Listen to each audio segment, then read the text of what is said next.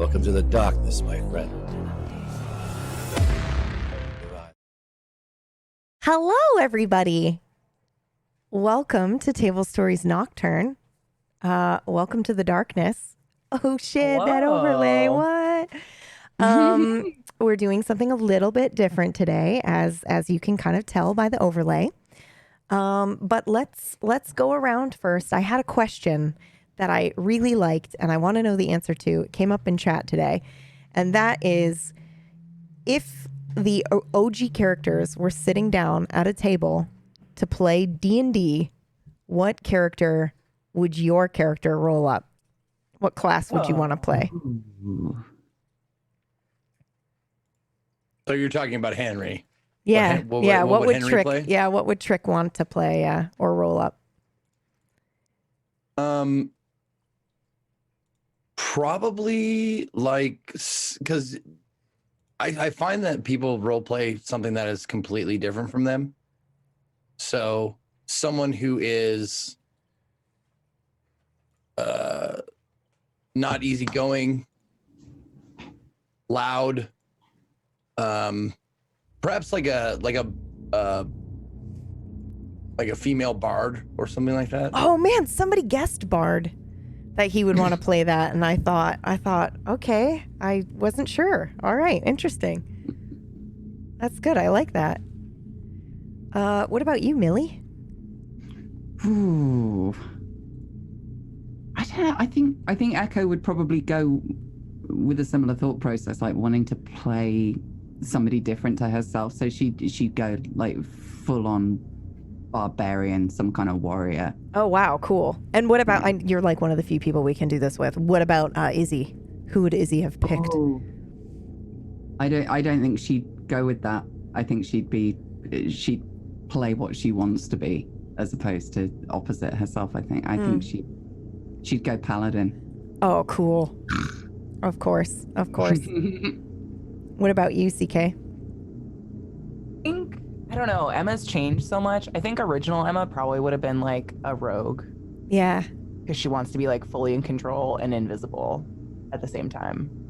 But current Emma, like Lilith Emma, that's a tough one. Lilith would probably be like some sort of brawler. Yeah. I don't even know. Like she'd be some sort of like tanky, like fucking come at me, protective, maybe even a paladin or something like that. But something like a barbarian. tanky, a That barbarian. has the furious, fury and stuff. That would be really, really that'd good. be Lilith. Yeah. Cool.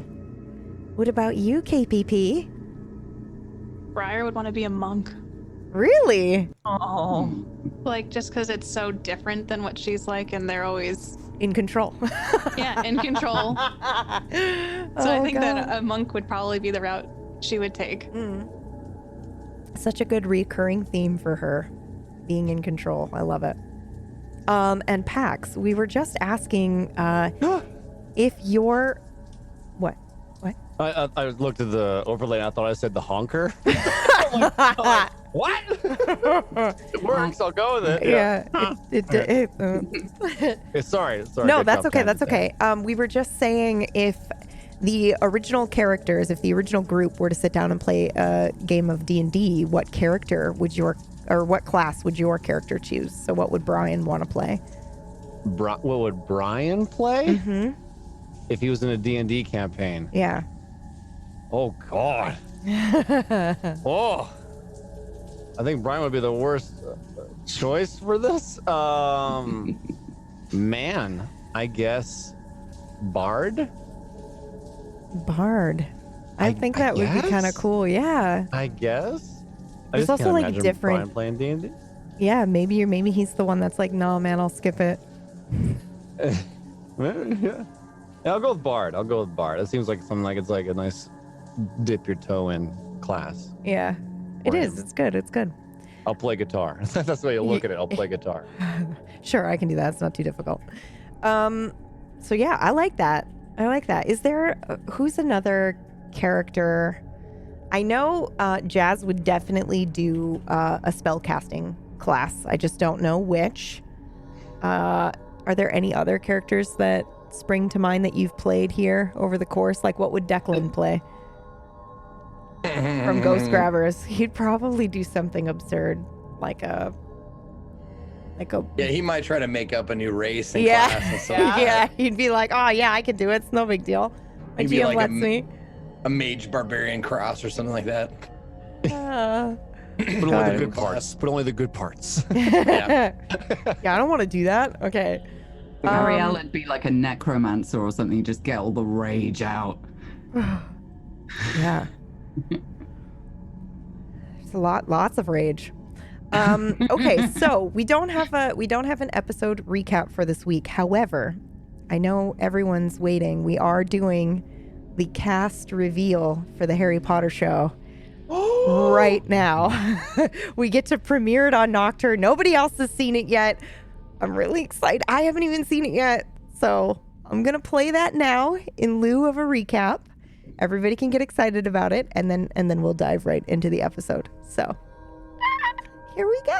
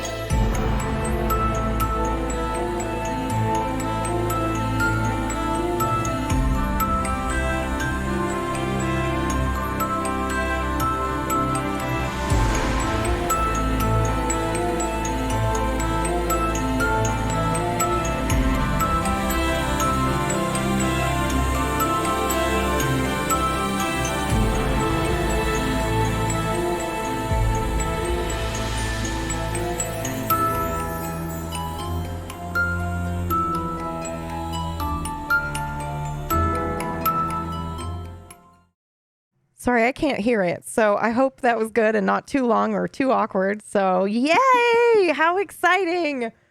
So everybody go tweet at the cast. We're very, very, very excited. They're all very excited. So it's going to be great. All right. Now, shall we dive in to the Lucky Rabbit? Yes. All right. I have to preface today's episode by saying I have a fever currently. So please give me a little bit of forgiveness for messing up with like overlays and stuff. Okay, I'm ready. We are going to begin at Athmore's Lucky Rabbit. In the middle of the bar, we have 5 people that sit around a table that is regular to someone we've already met. Somebody called the Hawker. And these people are playing, it looks like, a card game. Who would be the dealer among you? Do you know? Now, is the dealer playing? Yes.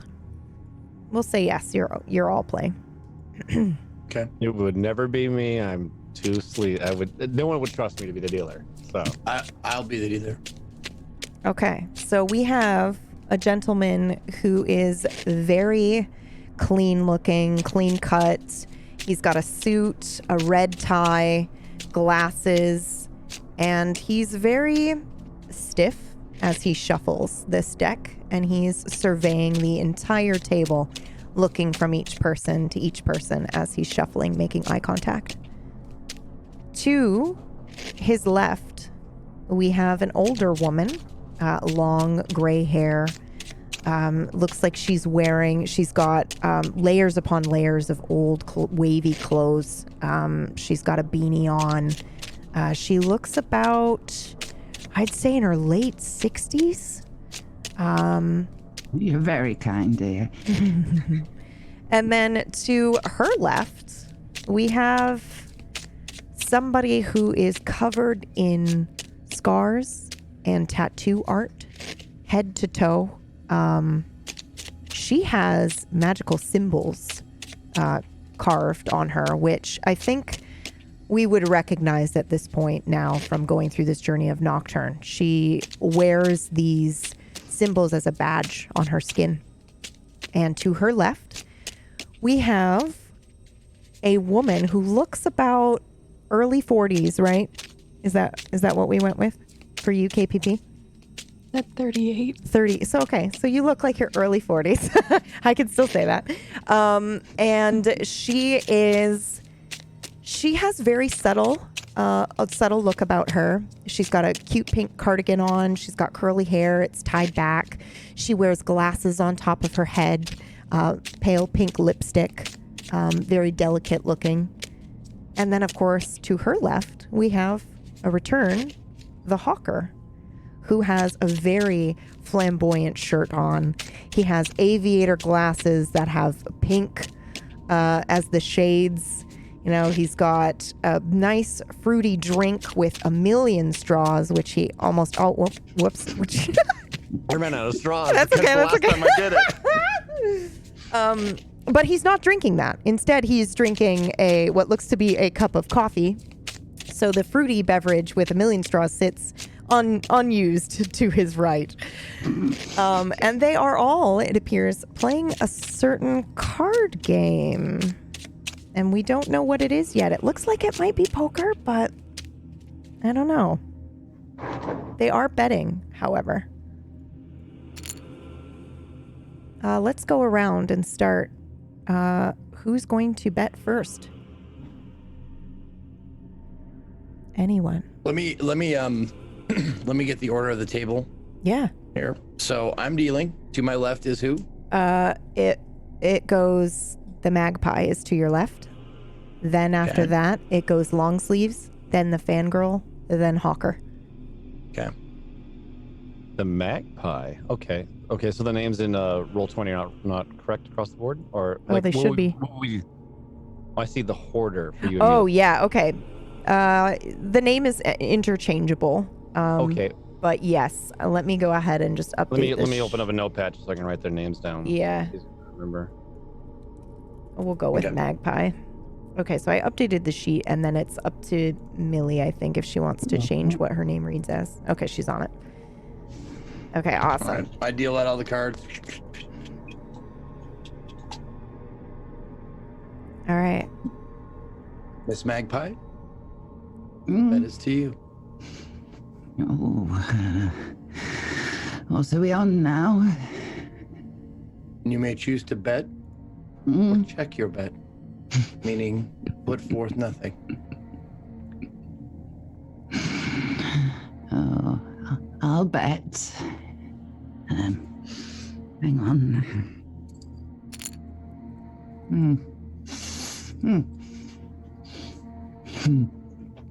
Long sleeves, 10 to you.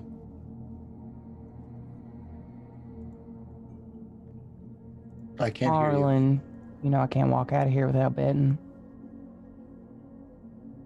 What I got. That's a call from long sleeves. Fangirl, 10 to you. I'm gonna put all 10 in. Call from Fangirl. Hawker, Oh, you know I'm good for it. Let's just call. I want to see. the Taylor folds. Next card coming out. I deal the next round. Magpie, the bet is still to you. Oh,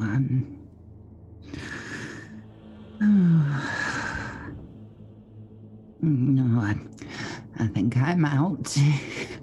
Magpie folds. Long sleeves. Bet. Come on now, Magpie. You could have held on to that a little bit longer, and you know it. Oh, much more important things to hang on to than that. If you say so. I'm absolutely betting Taylor. Long sleeves bets 10. 10 to you, fangirl. I don't fully understand the rules. Can I do nothing? You can call the 10, or you can fold your cards, which means you give up your hand. I'll fold. Fangirl folds. Hawker, 10 more to you. And that table looks like 2 down, 2 to go. I will call. That is a call from the Hawker. We have long sleeves and the Hawker left in the pot. Last card coming. Hawker, you playing me. Always, dear, and you know it. You Long know sleeves. I do love your games. I know you do, sweetheart. I know you do. I So gotta what's it gonna be? stay in it for the feeling, honey. This is why we get along so well. I miss you. You too, sweetie. Oh, The bet is to you, long sleeves. Check or bet.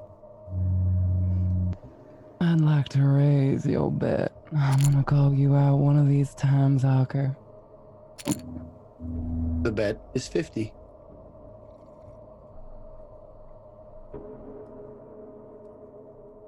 hmm. 50, huh? Pretty confident, are we? Nothing but, baby. Nothing but. I'm sitting there, I'm holding my chips, dropping them down on themselves just to hear that satisfying clink of the chips dropping down.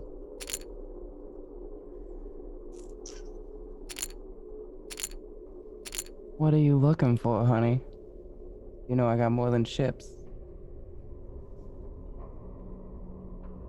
I'm gonna slowly take out these tiny little embroidery scissors from my tool belt and just kind of play with them.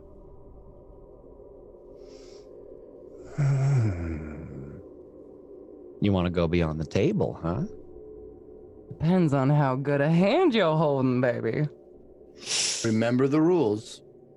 If you go beyond the chips, there must be an agreement between both parties as to what is an equal bet. Taylor, why you gotta be such a buzzkill all the time, honey? We just having fun. Come on, Taylor, loosen Having a that lot of tie a fun. little bit. It looks like it's suffocating you. This is just between you and her. I'm bored. Let's The do bet is to you, something. Hawker. Okay. I will see your 50 and raise you. I'm looking at those scissors. I go in my bag, pull this out. Yes.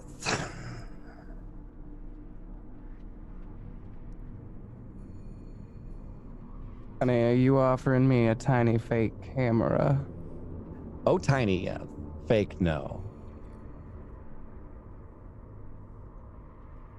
What A is little- it? Little souvenir I picked up from China. And why do you think I'm interested in anything from China? I think you will be once you get your hands on it. I can't talk about the details, unfortunately. Of course you can't. You must have a pretty nice hand. Be offering up one of them treasures out of that bag you carry around. I know I don't have a nice hand. I have like sweat dropping down my forehead. You know it. Honey, you starting to perspire. Hot in here. So what'll Is I do? it? The bet is to you, Miss Magpie. Or Miss Longsleeves. I want to call that bet. Do both parties agree? I want to see what's worth that tiny little camera. Yep. So high. Hawker, do you agree that is a sufficient call? Yes. Time for the showdown. Show your whole cards, please. And I'm just gonna roll eeny meeny. Yep. I love long it. sleeves is 1, packs is 2. The winner with 2 pair, Miss Longsleeves.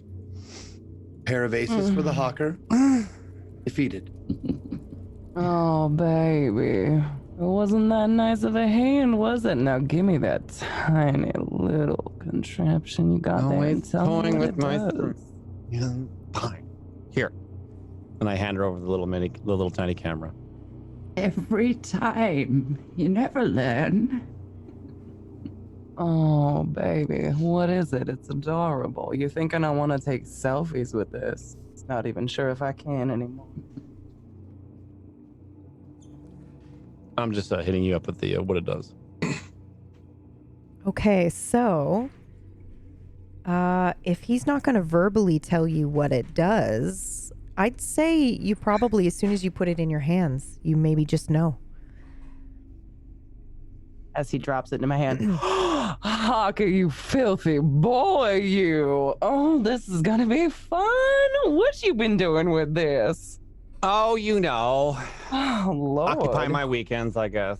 Enjoy. Is the memory card full? It never gets full. But it's pretty good at unloading. Wink. Delicious. Always a pleasure doing business with the likes of you, Hawker. Pleasure's all mine, long sleeve. Pleasure's all mine. And I'm gonna tuck it into a little space on my belt that looks like it was perfectly just made for it. Like I knew it. Guys are getting along very well. Is this what someone would call a Kodak moment? Did Oh, honey, that Oh was my a God. Sony, but it's adorable that you trying, Taylor. he just make a joke? That's the first. I think My he goodness. tried. I think he's getting comfortable. Oh my god. Let's see. Let's see. Oh, the chair's moved back a little bit. It's not directly straight with the table. Oh my god. The asymmetrics are becoming Ooh. You see me Careful, like get lad. really uncomfortable that you pointed that out. It's like, Careful there, you'll give yourself wrinkles smiling like that. What she said. I wait till no one's looking, like, and I try and like adjust the chair, but it makes a loud, that scooting stool noise.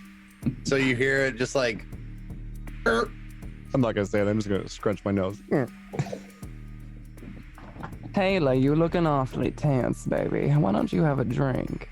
Borrow one of them Hawker straws. I have a drink, thank you. And you look down, and it looks like hot water because it is. Baby, that ain't no drink. That's bath water. Where's that lovely barmaid? We can get you something tasty. Is there anyone at the bar that I can call over? Or...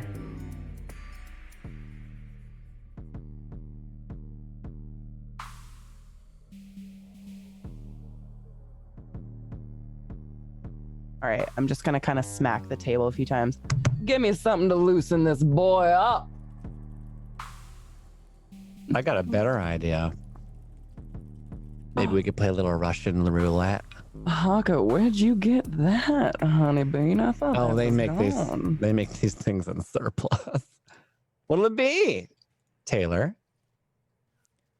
I'll play a little Russian roulette. I'll start thinking. You start drinking. Is it muted? Yeah. Am I muted? It says the chat's saying we're muted, or something's muted. GM mute. What? Cast is not muted? I was muted when I answered your question because they were telling me about something else that was broken. Oh. So I answered you with myself muted because I was laughing at your scene and I didn't want to interrupt, but we're all good. We're all good. Chat. You help with specifics. Yeah, thanks. Don't go vague. It's Don't just okay. be muted. Like the roles are showing my GM screen even though the other window is selected. So I don't know what's up with that, but you guys will just have to see my screen. Sorry. Hopefully that I think fixes it'll it. take more than a drink to loosen that one up. Oh, I agree. I agree. Remove the stick from his ass. Well, it's just like in the movies. Like, Honey, you saying you got something for him? There might be Why? something in here. there's nothing Here's- wrong with him drinking what he wants. I mean, in the movies, they don't drink that stuff. It's always like water or something that's kind of the same color. Oh, you're talking like apple juices and stuff like that in the movies? Yeah, like it's supposed to be whiskey, but it's like apple juice. Yes, but the difference is, dear, this is real. You do understand. I know, but we're playing poker like in Ocean's 11. Oh, she is an adorable one, isn't she? Cute. He's gonna need glasses soon. Get square eyes. I would like the table to know that I'm sufficiently hydrated, require no other liquids, and I abhor the use of mind-altering substances. So I thank you to stop offering. Mind altering or mind freeing? It's all a matter of perspective, dear. What do you say? Live a little bit amongst friends? Oh, I mean, be even nice. fangirl's here, and she's usually very occupied. Hawker, if I may ask you a question. If you have a sharp knife in your kitchen, it's the sharpest knife you own, Yes. and you cut everything with it. Mhm. Do you dull it on purpose?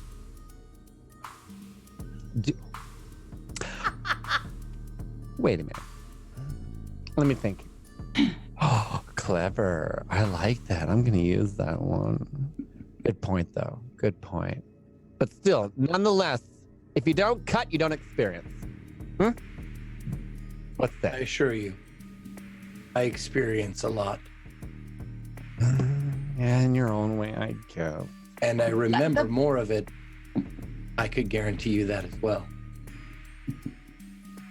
Let the boy have his secrets. Would you like to play another round?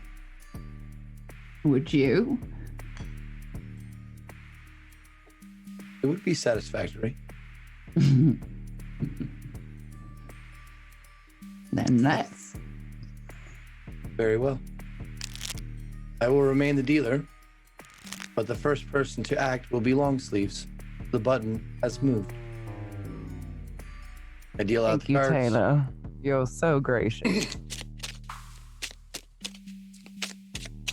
I'm in. And I'm gonna slide my 2 chips out my base bet, but there'll be a tiny bit of blood on them. Long sleeves has bet 10 plus some trace DNA. Fangirl, the bet is on you. 10 and blood. It's a little insanitary. And girl, baby, it's clean as it comes, honey. I promise. I push 3 chips in, or like doing a wide, so I don't touch her chips. I'm sorry, that is not the correct bet or correct call. The bet to you is 10 and blood. Come Why does on, it have to baby, be live a blood? little. And I'm gonna push a pair of just nail clippers that just came out of nowhere towards her a little bit. You do not have to call. You can fold your cards without betting. Baby, live a little. Think of what you could do with all that. Is there something else I can do besides blood? The rules state, as long as the table agrees. You said trace DNA, that comes from all sorts of places. But you might prefer the blood. Go with the blood doll. Ooh, Magpie's got a point, girl. You looking for a haircut? I could provide you with the needle if you should need to find use of one. A fingernail work? Long sleeves. Let me see him. And I show her my nails. They're painted black. Give me 3. Fine. And I take her nail clippers, and clip 3 of my nails, take 1 chip back, and put the 2 with the 3 nail clippings in there. Oh, girl, bet is to you, I knew Hawker. you had some fight in you. 10 plus blood or fingernails. I'm eyeing up the fingernail and I'm looking at the blood. I just want to see the value of the blood for my own reasons. Oh yeah, absolutely. Okay, careful with that baby. I think this one's a little too rich for my blood. So I'm gonna just fold on this one. The hawker folds. Oh, Bet moves to me. I will call. And you see me push 2 chips in, reach into my pocket, pull out a pin, jab my finger, put this sufficient amount of drops on the chips, slide them forward. Do you like wipe the pin off before you put it back? You strike me as like this very meticulous. Yeah, like I'm yes, very much. gonna so. use Like, a napkin from the Lucky Rabbit to wipe that off and put that back. In fact, now that I think about it, in fact, You have a pocket square. what happens is he pulls out the pin, he jabs himself, squeezes the blood on the chips, puts the pin in the hand that got poked, takes out his pocket square, wipes off the needle, puts the needle back in his pocket, and then wraps the square around his finger. And it's like a perfectly wrapped present. Miss Magpie, the bet is on you. No, dear, I fold. Don't get to be my age and start giving away the things that really are precious. Judging by your pallor, I would say that's a good choice. You might not have much blood left. I've got more than you'd think. Fair enough. The bet has been called by everyone at the table or folded. Next card coming.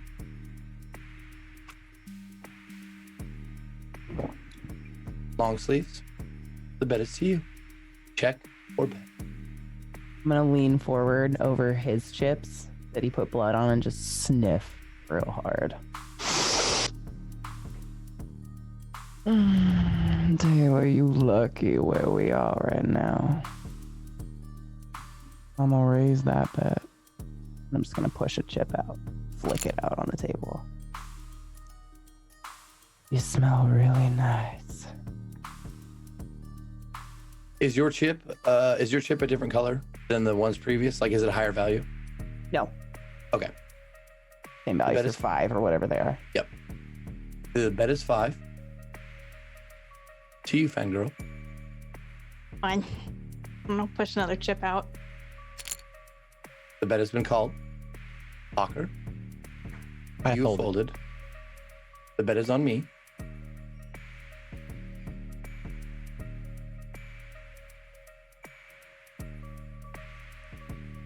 I will call the bet, and I will raise. And my raise is... takes out a business card, and it says 1 free, or this ticket good for 1 free pair of gloves, and puts it in.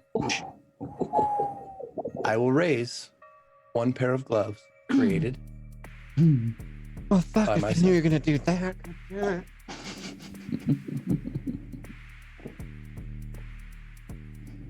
Anybody care to call that bet? Next, long sleeves. Will you call? Tyler, baby, how could you call my bluff in such a way? I'm gonna just draw my cards on the pack. You know I ain't got nothing like that. Short of removing a hand. You should cover this up if you intend to play cards more. I can see your veins pulsing when you're bluffing. The I believe they wounds call are it a fresh, tell. Taylor. That's blood. Fangirl, will you call my bet? I don't know that I have anything that I could. I told you, I could- don't really know what I'm doing. I could name something if you'd like. Yes. Let's do that. Excuse me. I think I'm getting a text.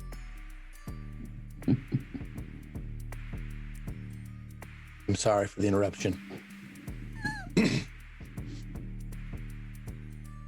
I would like you to write me a story. I would like you to write me some fan fiction. And I believe you know what I mean by that. I do.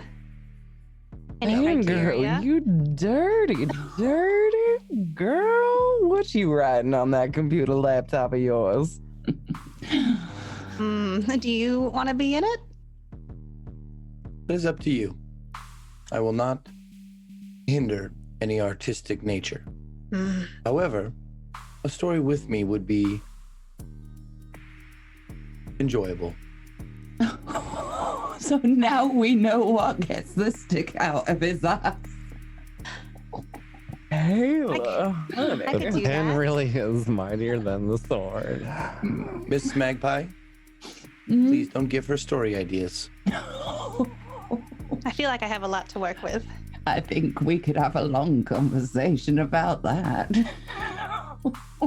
I assure you, it would be long. I take my Ayla. notebook and I Ayla, put honey. it. Think about what you're saying to this poor girl. Look at Oh, her. I She's think he blushing knows all over the exactly place. what he's saying. These things are fleeting, love. Put your value elsewhere. There's lots of ideas that I have, so one story wouldn't hurt. And I put my notebook in the middle of the table. Very well. I accept your call. Last card coming. I deal you a card, deal me a card. The bet is to you. You may check or bet. I'm gonna check. Very well. I will check as well. And I flip over my cards, and you flip over yours. And let's see, 1 is you, 2 is me.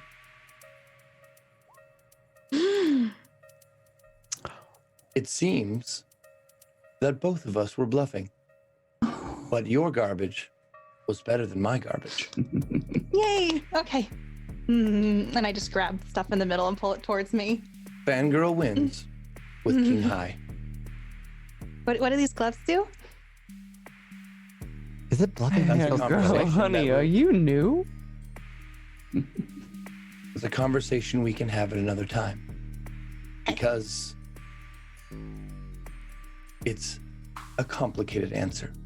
If the gloves don't fit, you can always sell them to me.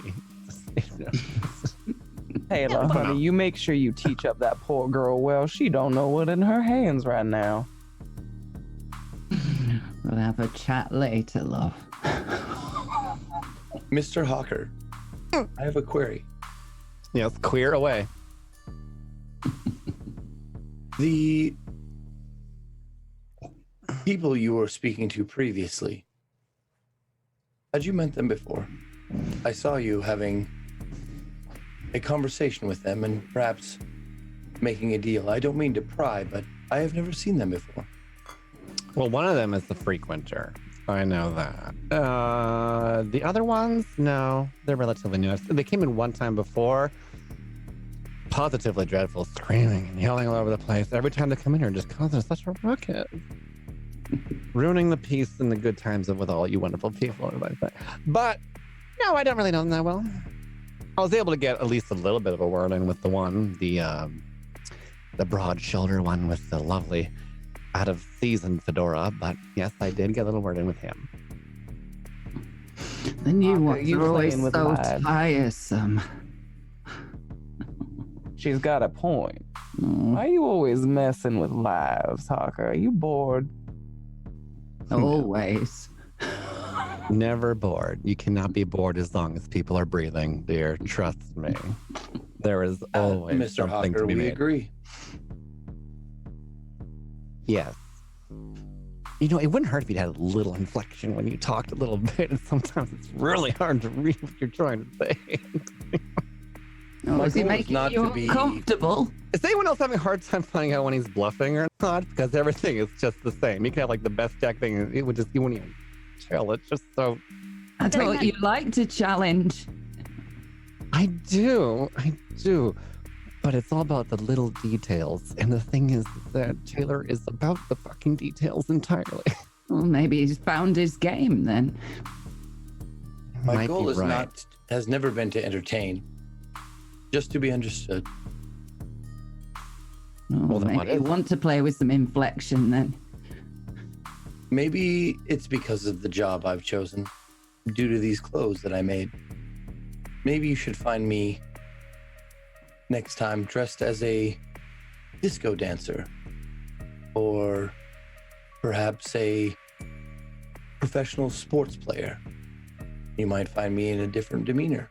That sounds very tiresome. As of now, I'm dressed in the clothes of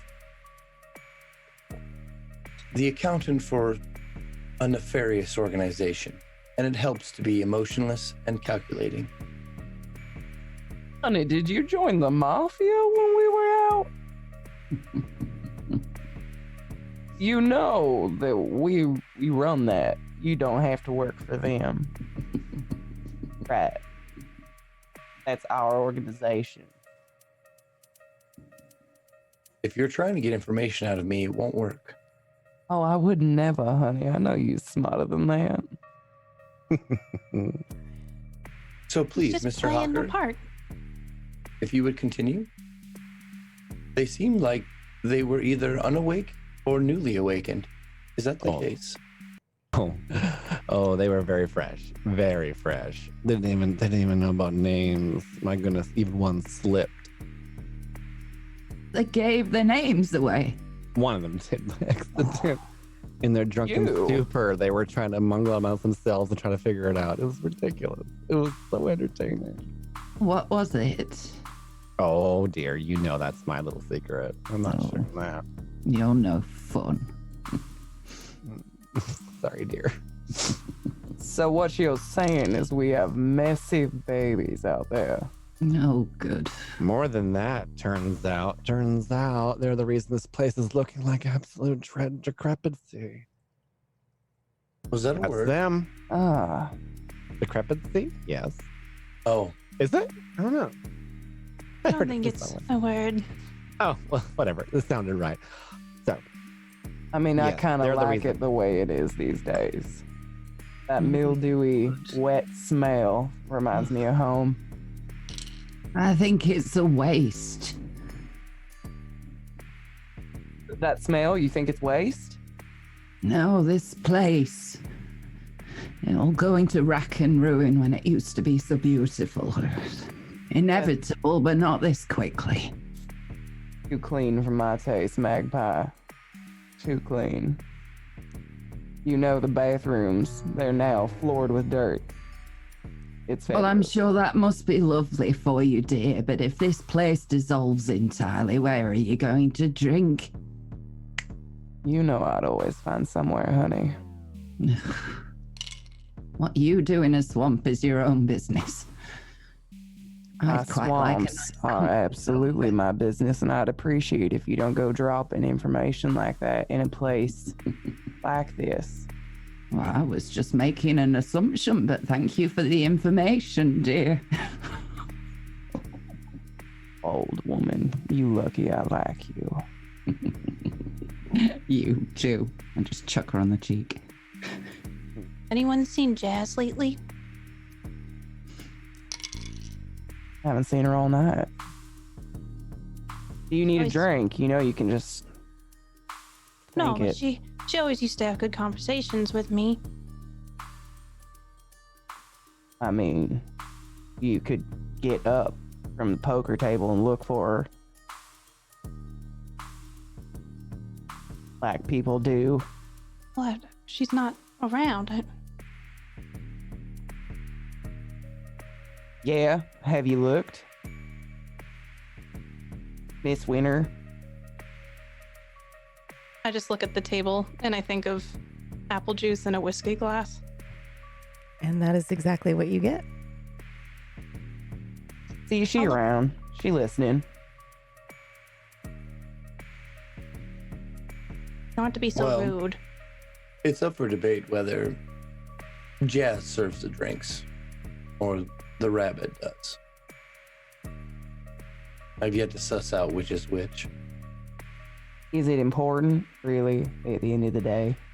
Well, it is pertinent to the conversation we're having. You know those little fish that kind of like swim along with the whale and help kind of clean it and just keep it in place and just let it keep Moray? on cruising? A moray? Yeah, that's it. Is that what they're called? Those little thingies? Okay, that's I believe basically so. Jazz, just less crumb sucking. I hope She's more of a she didn't maintainer. hear that. Careful what you say, it might get back to her. I'm not sure she would Oh appreciate no, she knows I mean being it. No. compared to I a- was just, I wasn't. It was just meant, just trying to self-explain of the very complicated relationship that she has with this place and the other ones that are all run by the family. That's why. I understand. Like the human stomach and the bacteria that resides in it. One needs the other. Exactly. They live inside the other. There you go. He gets it. Yes. But she would have more information if you're peculiarly interested in that group of people. They were a little resilient to me. Most of them were. We have a problem with them. Would we be Mhm. interested? We did. Well, we should have a problem with them because this place won't exist much longer if they don't figure out their issue. Magpie. Got anything in your stack that could help us? What exactly are you looking for? Things to kill annoying young rabbits. Kill? Oh, Dispose Not sure of, I that would don't be- care. I'm not sure that would be entirely necessary. Surely we could just slow them down a little bit. Do you have a bag big enough for a body? We wouldn't need that. An alive one, I guess. I'm sure we could stick a bunch of them together, but I'm not entirely sure where you're leading, dear. I'm trying to solve a problem. I thought that was apparent. No? Are we You're not? Is always- no one on the same page? You're always thinking so literally. You need them dead. It's got to be drama. All right, Magpie, what would you How do? A sprained ankle can lead to all sorts of things happening or not happening. Yes, but what if we've got someone like me on our hands who sprains their ankle and turns into a god and then eats us? We don't know. Sprained ankles could mean something terrible, but ending someone before they know their full potential could be delicious. Magpie, you know what I'm saying? Delicious. Well, if it comes to it, cars go wrong, don't they? At full speed? Absolutely. I feel like I need more plot points to know exactly what's going on, Walker. Okay, so I don't exactly know what they did, but I know the outcome of what's going to happen. So somewhere along the line, this group of people are trying to solve some type of issue that one of them started. I think it was the crazy guy, the crazy hair gentleman, the older one. Something happened, and now they're trying to fix it. So they came here, causing a ruckus, bugging Jazz. Maybe that's why I haven't seen her forever. I don't know. And yeah, that's pretty much it. I really don't know much else. I'm sorry. I'd love to, but everyone I ask are so hesitant. How many exactly were there, Hawker? 1, 2. Okay, there's a crazy hair fedora guy. There was tattoos. There was a little girl, littleish. 5, 6, maybe 5. Just 5 of them. That's a lot. That could potentially be a very big problem. Do you know what they were particularly? No, we never really got to talk much about that. I tried to get some deals going, but Of course you did. Of course you did. Scaring them off once again. Hawker, can you not just scare every... one of them had a ring with a fucking demon in it. I mean, a ring with a demon. All right, which one? Did you I'm sorry. Look at that one specifically. Mr. Hawker, Hmm. you mean etched into it, or you mean contained with inside of the ring? Like in, at least that's what I got. When I looked at it and it showed it, there was something going on there and it screamed demon. I've never had one. Did you Hey, acquire it? girl. Hey, No. girl, can you imagine she all wouldn't the part. famous people you could meet with that demon in your ring? But your job was Everyone to make would want to offers meet you. people can't refuse. Well, she refused. I think it was just my overall demeanor that time. Unfortunately, I had a lot to drink that day. You can rub people up the wrong way occasionally, dear. What can I say? I'm colorful. Some people are just boring and gray. Well, that's the peril that comes with being so remarkable, isn't it? You're such a sweetheart. No, it wasn't a How did compliment. you even? Wasn't it? I thought it was. Oh, Mm. cheeky. But Taylor, yes, you know we anyone all about should these? be worried. We all should be worried, but I have no idea what we should do, or even if we should do anything and just sit and wait. I've already got my plans as you know, metaphorical shit hits the fan. No. I've already got my bag packed. No. I recommend all you pack a bag in some way, shape, or form as well. Are they all off doing whatever it is they're doing? I don't know. They haven't been here ever since. Hmm. Could be You have dead. a way of watching them. Maybe checking in. Got anything fancy in that bag, like a mirror, Hawker?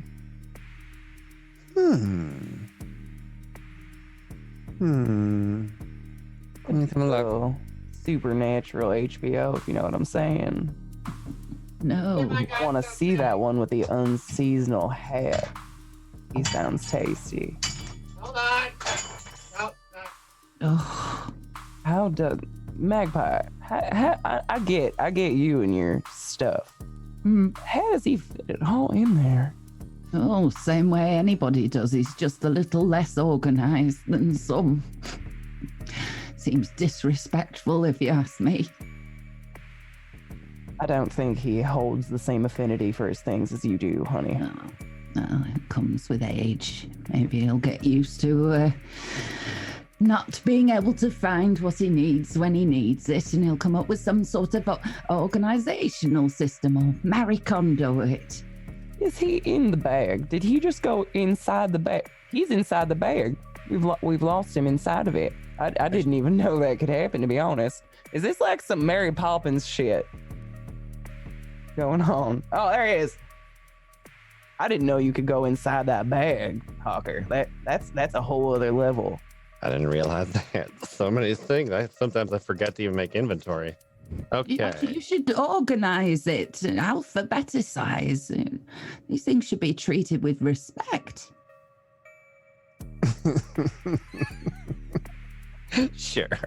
Sure. Okay. I don't know that I've ever said this before, but I agree with the magpie. An organized bag makes Of for course easy you work. do. Of course you do. Okay. So, I got some windows. Let's see here. I pull out this little tiny leather pouch. It almost looks like something you would propose. It looks like a little weird tin can. Or not tin, but like a leather tin disc.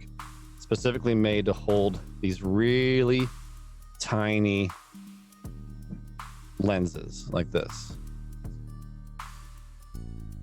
Okay, let's see here. So what exactly are we looking for? Something Them? reflected, baby. Something to peek in on these new little bunny rabbits. I just want to see what they look like. Sure. Okay, let's see here. Okay, I haven't really used these. I got these quite a while ago. I never really had the opportunity to use them. No need. I had other ones. Of course you did. Let's see here. Okay, how does this work? Oh, okay. Place. Okay, this is it. Okay. Place. Time. Person. Now, If someone would do me the favor and find out, because I don't have the details on these ones, if I look through them, what am I going to lose? If someone would do me the honors and just finding out that for me, you'd do me a huge favor. I'm going to put these on the table and see if anyone's able to like tell me if there's any type of loss to these. Like if there's like a cost for using them. Yeah. Who would like to try to understand this? I could. I'll give it a try. Okay. All I'll right. grab one of What's it them and see worth? if I can suss anything out from the artisan, the workmanship behind it. Okay. And who's grabbing which? Because he said they were labeled place and time, correct? Place, person, and time. Place, person, and time. And you kept the person one, correct? I have the person one. Yeah. Okay. I'll grab the place. Okay. So that leaves Magpie with time. Seems appropriate. Okay, so we have our first real roll of the day. I'll have you both on your character sheets. You'll go ahead and roll, and you're rolling against that final soul stat that's hidden. I'm not going to call out. Oh, we can see it though. Yeah, you can see it. It's just Okay. the third option. Gotcha. Starts with an M. Oh, just barely. Okay, so...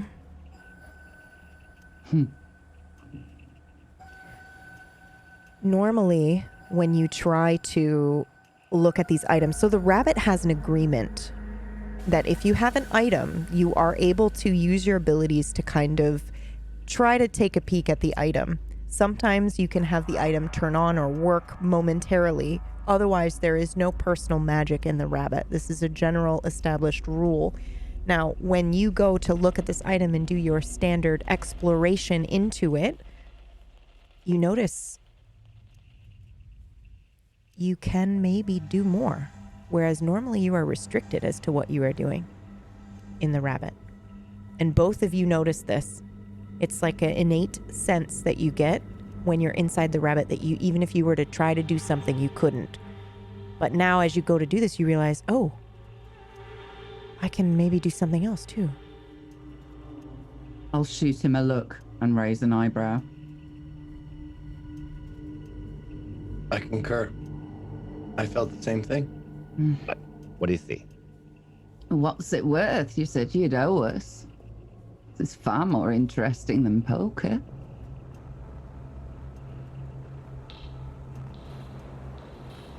Well, what do you see? We're bartering information, dear. Can't get anything by you, can I, you old bird? Okay. Sure. Let's see what I got. I'm pretty sure I got something here. There you go. Flavor ladle. How's that enough? What's it worth? Enough for information. Monetary value. You know how this works. Just make stuff taste better. It's not very great, but it's enough just to get the words across, please. Please, it's yours. Go on then. All right, there. So, Right, What what is it? Sorry, I'm literally writing your shit down here Oh, for okay. you. Sorry. Okay, so as for the time, you rolled the 70, right? Or no, sorry, the tailor rolled the 72. You rolled the 64. Okay, and you had time. So how this will work is he will need to, it's a risk to use it. If you don't know the exact time that he wants to peek in on these people to use this lens, he will have to sacrifice potentially losing time off of his own life, losing time off of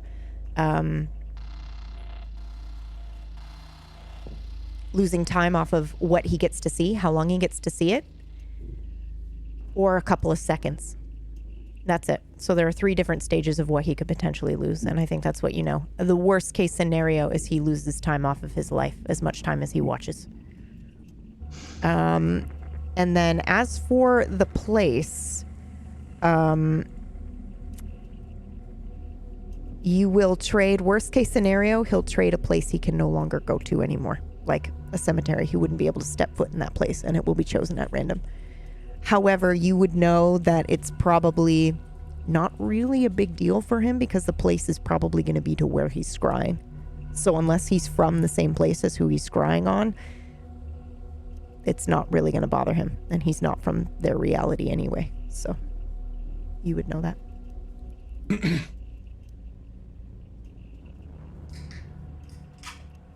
He has yet to offer me anything yet, so I'll let you go. You're going to want to be very specific before you use it. Time calls to time. So, I never said I was going to use it. I never usually touch the merchandise. Keeps the value up, right?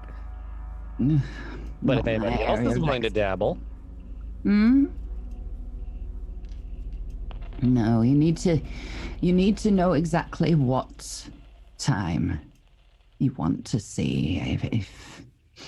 If you're not specific, it'll well, let's just say it's very bad. Well, that's not very descriptive. Can you be a little more clear on that part? Well, it wasn't a very good spoon, dear.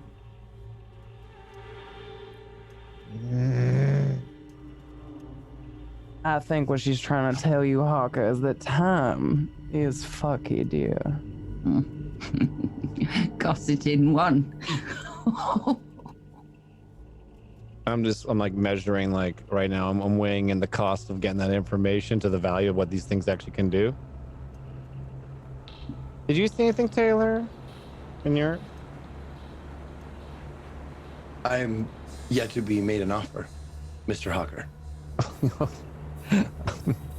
It need not be something of great value, just something useful. A man of logical reasoning. Thank you. Okay. You did well not to offer the man who drank hot water a taste ladle, so I must commend you for that. Appreciate it. Okay, let's see here. Okay, what do I have here? Anything particularly in your life you're feeling a little behind in? That might help me find something that fits your needs. I could always be more organized. More organized. You're asking the wrong person.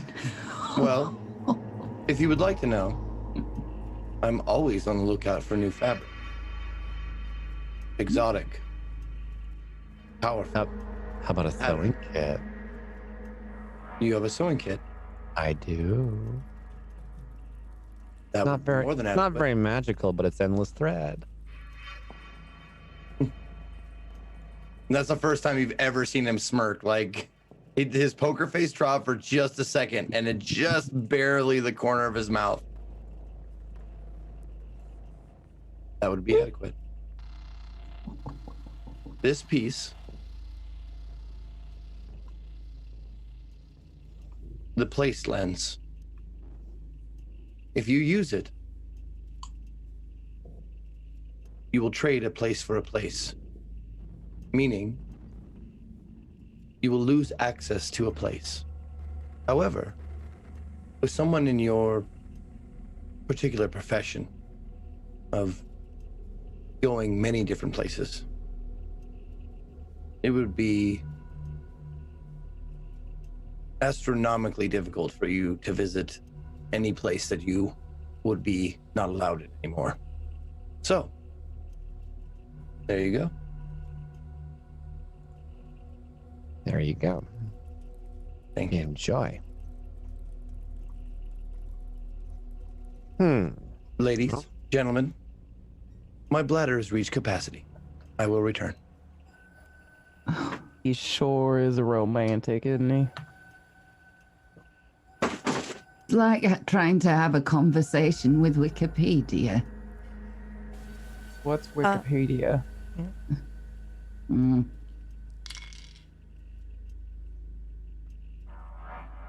You and your words, honey. Normally, you might feel a ping when you break the rules at the Lucky Rabbit, when you say and make a reference to something that you really shouldn't. You don't feel that, Magpie. I don't know if you were saying that to test the waters, but if you were, you don't get anything back. Good to know. Thank you. So, Hawka, what are you gonna do with them glasses? Well, I usually don't touch the merchandise. Keeps the value up. But ain't you just a little bit curious about what them little babies be doing? You know me too well, long sleeves. You know me too well. Care to dip your toe in with me? Honey, you know I'm always down to hurt myself. Let's get busy with this. What we gonna do? Well, I do have a picture of someone. Not too sure the relevance of her, but I was able to get a couple while I was out. You a sneaky one, Hawka. It was the, I think it was the wife. Pumpkin, help me with the details. Was it the wife of Brian? Or was it the wife of Theo? It was, yeah. Okay. So they were really adamant on getting a picture of her. And I put it on the table. And I don't know why. Seems unspectacular. Yeah, But you're saying that this could help us see on them. appearances like that. I don't know. Oh, no. Wait a minute. I just remembered. The fools. I took a picture of each and every one of their faces. How on earth did you just remember that, Hawka? And how did they allow you to do this? They're fresh. I know.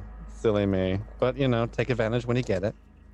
Let me see if I can we were find allowed those to take pictures inside here, Hawka. I wouldn't go around bragging about that deed. That brings up an interesting point. I believe the Magpie and I experienced the same thing when we were examining the lenses. The rabbit is weakening. The barriers put up with regards to the use of magic are further out. Imagine a fence taken down and moved several feet further back. We have more leeway to do what we want in here with regards to spells and recipes. Something has happened. Something is changing. Really? I'm gonna start nervously picking at one of my scabs. Are you trying to see if you're blocked like you normally are? Okay. Is anybody else trying? Yes, Okay. Yeah, I would also be. absolutely. Okay. I'd like to know how you, long sleeves specifically, when you're picking at your scab, how do you dip into your pool of power?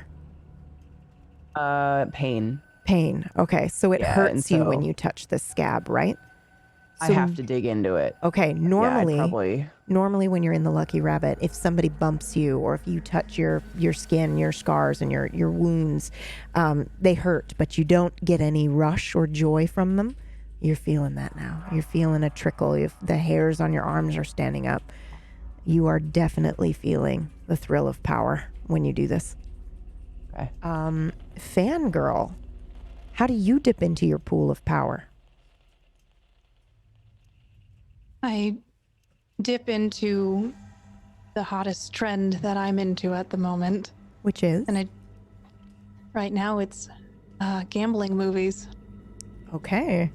And so I start to focus on that, and it's like the clicking of a video, like the old film cameras. And that starts Unreal. to click, and I can start to feel if I can do more than I normally could in here.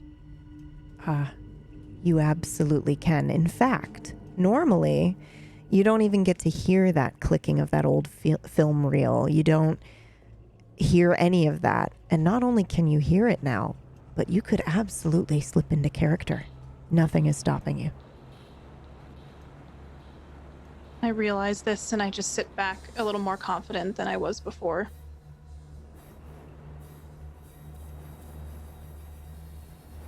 Magpie, how do you dip into your power? I was watching both of those two very, very closely. And I've already done a little experimentation for myself.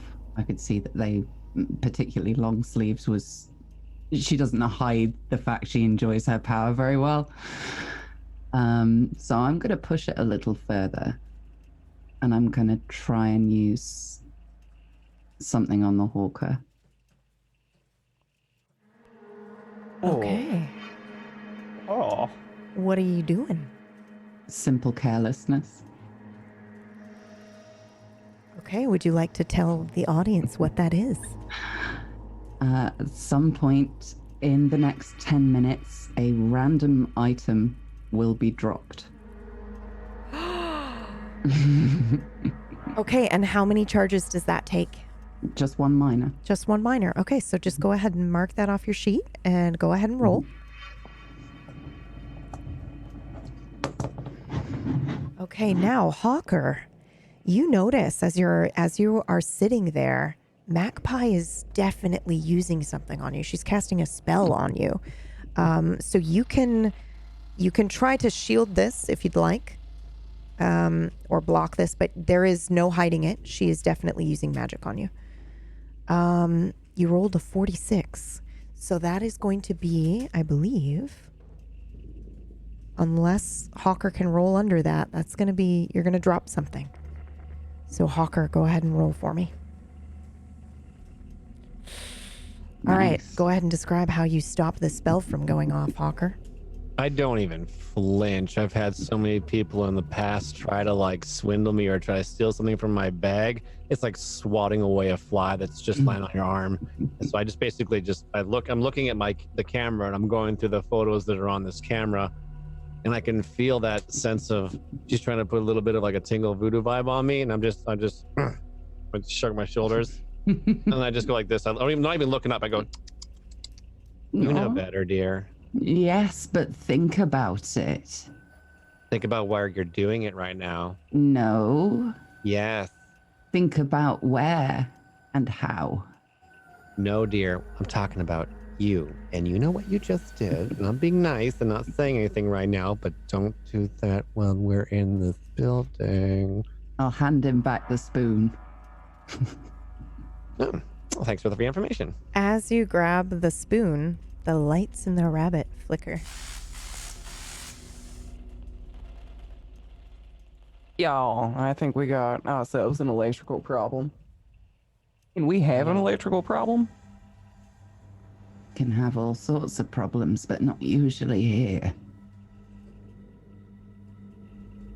Y'all, I'm starting to get concerned about Jazz. Should we actually look for her?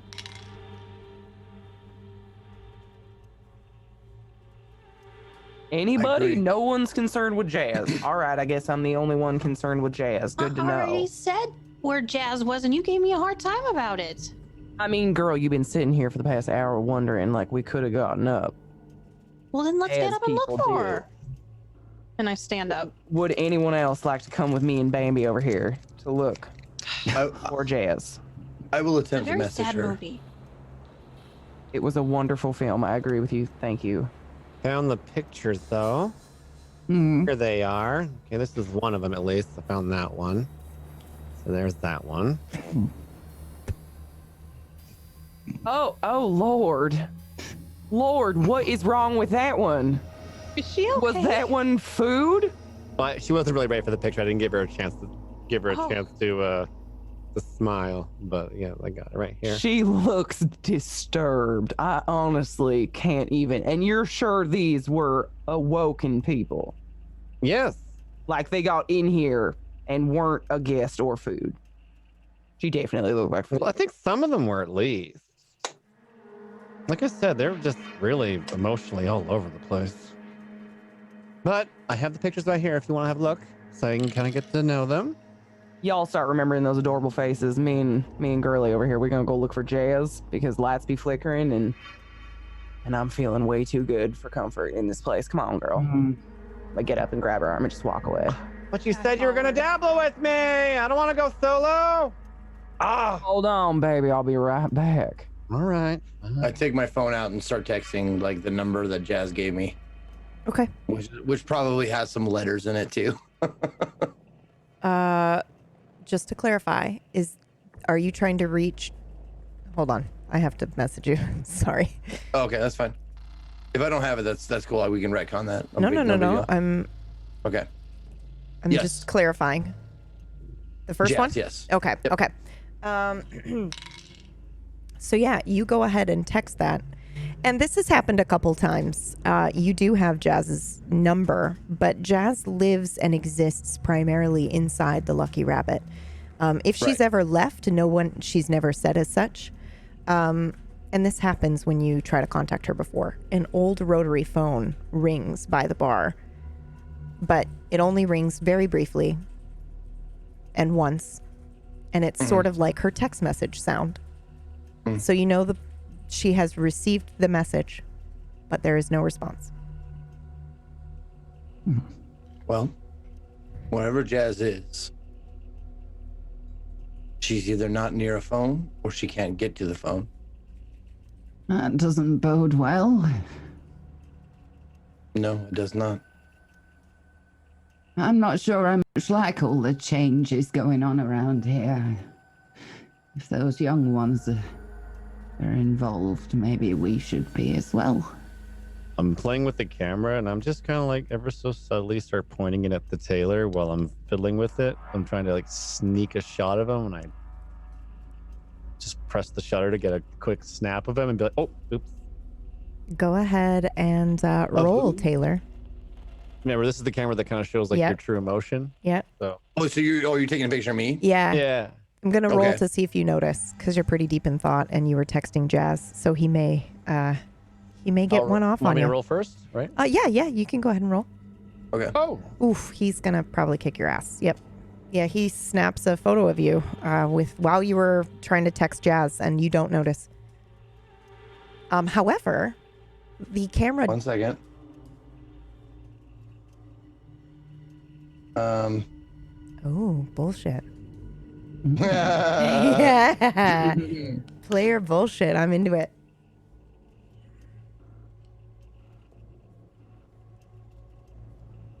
Okay, that's not it. Okay. While you're looking, we'll go ahead and describe what the camera... Well, you know what? Like, I mean, it would be reactionary anyway. But would it be possible? Yeah.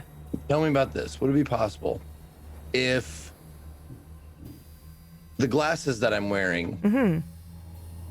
Because this was my thought. Like, the glasses that I wear are my own. Yeah. So like like the glare of it like hides my eyes. Okay. Yep. So what this camera does is it's a magical item, and when you take a picture of somebody, it will actually show their true emotion and kind of like who they really are in the picture. So what do you look like not in your suit? You can still have your glasses on and your eyes can be hidden. But who is that underneath? Now, quick question. Yeah. The clothes make the man, so to speak, like I was saying. But I still look like me, right? Yeah. I mean, it's up to Okay. you, but yes, I would imagine you still Okay. look like you. It's just you're changing your abilities, sort of. You're putting on somebody's skin, essentially, to Sure. do what you needed it to do. But who's the So- person that found out they had the ability as the tailor? Like, who's that person? That person was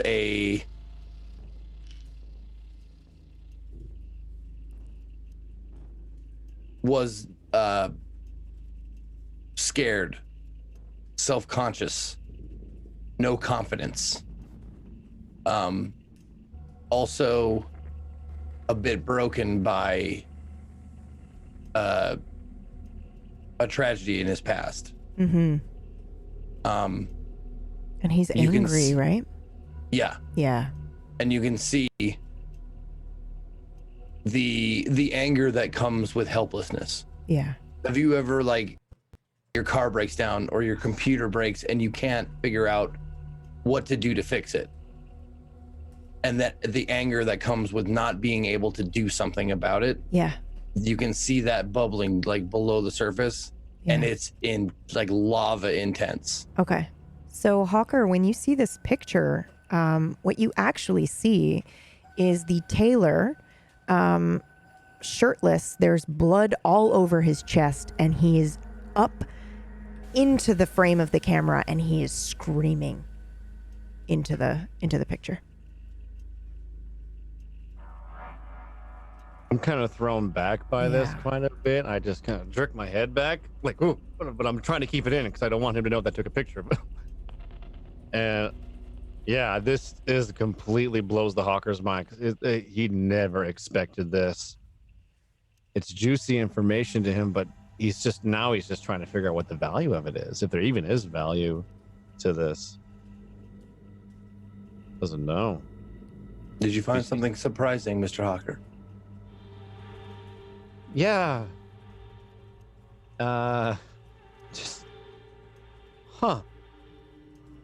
Just forgot I took some of these photos. And you see like the tailor grab out his pocket square because he's got another one. Always got a backup. Takes out his backup pocket square and dabs the sweat that's coming from that little corner when you're playing cards. Dabs the sweat, looks at it, and puts it back. Oh, power play. Woo! And I think that's where we will switch scenes. Good call. Those listening, we are now joining Longsleeves and the Fangirl. Where do you go first, Longsleeves? Because you're kind of dragging, as you so lovingly called her, Bambi. You're dragging the Fangirl around by the arm.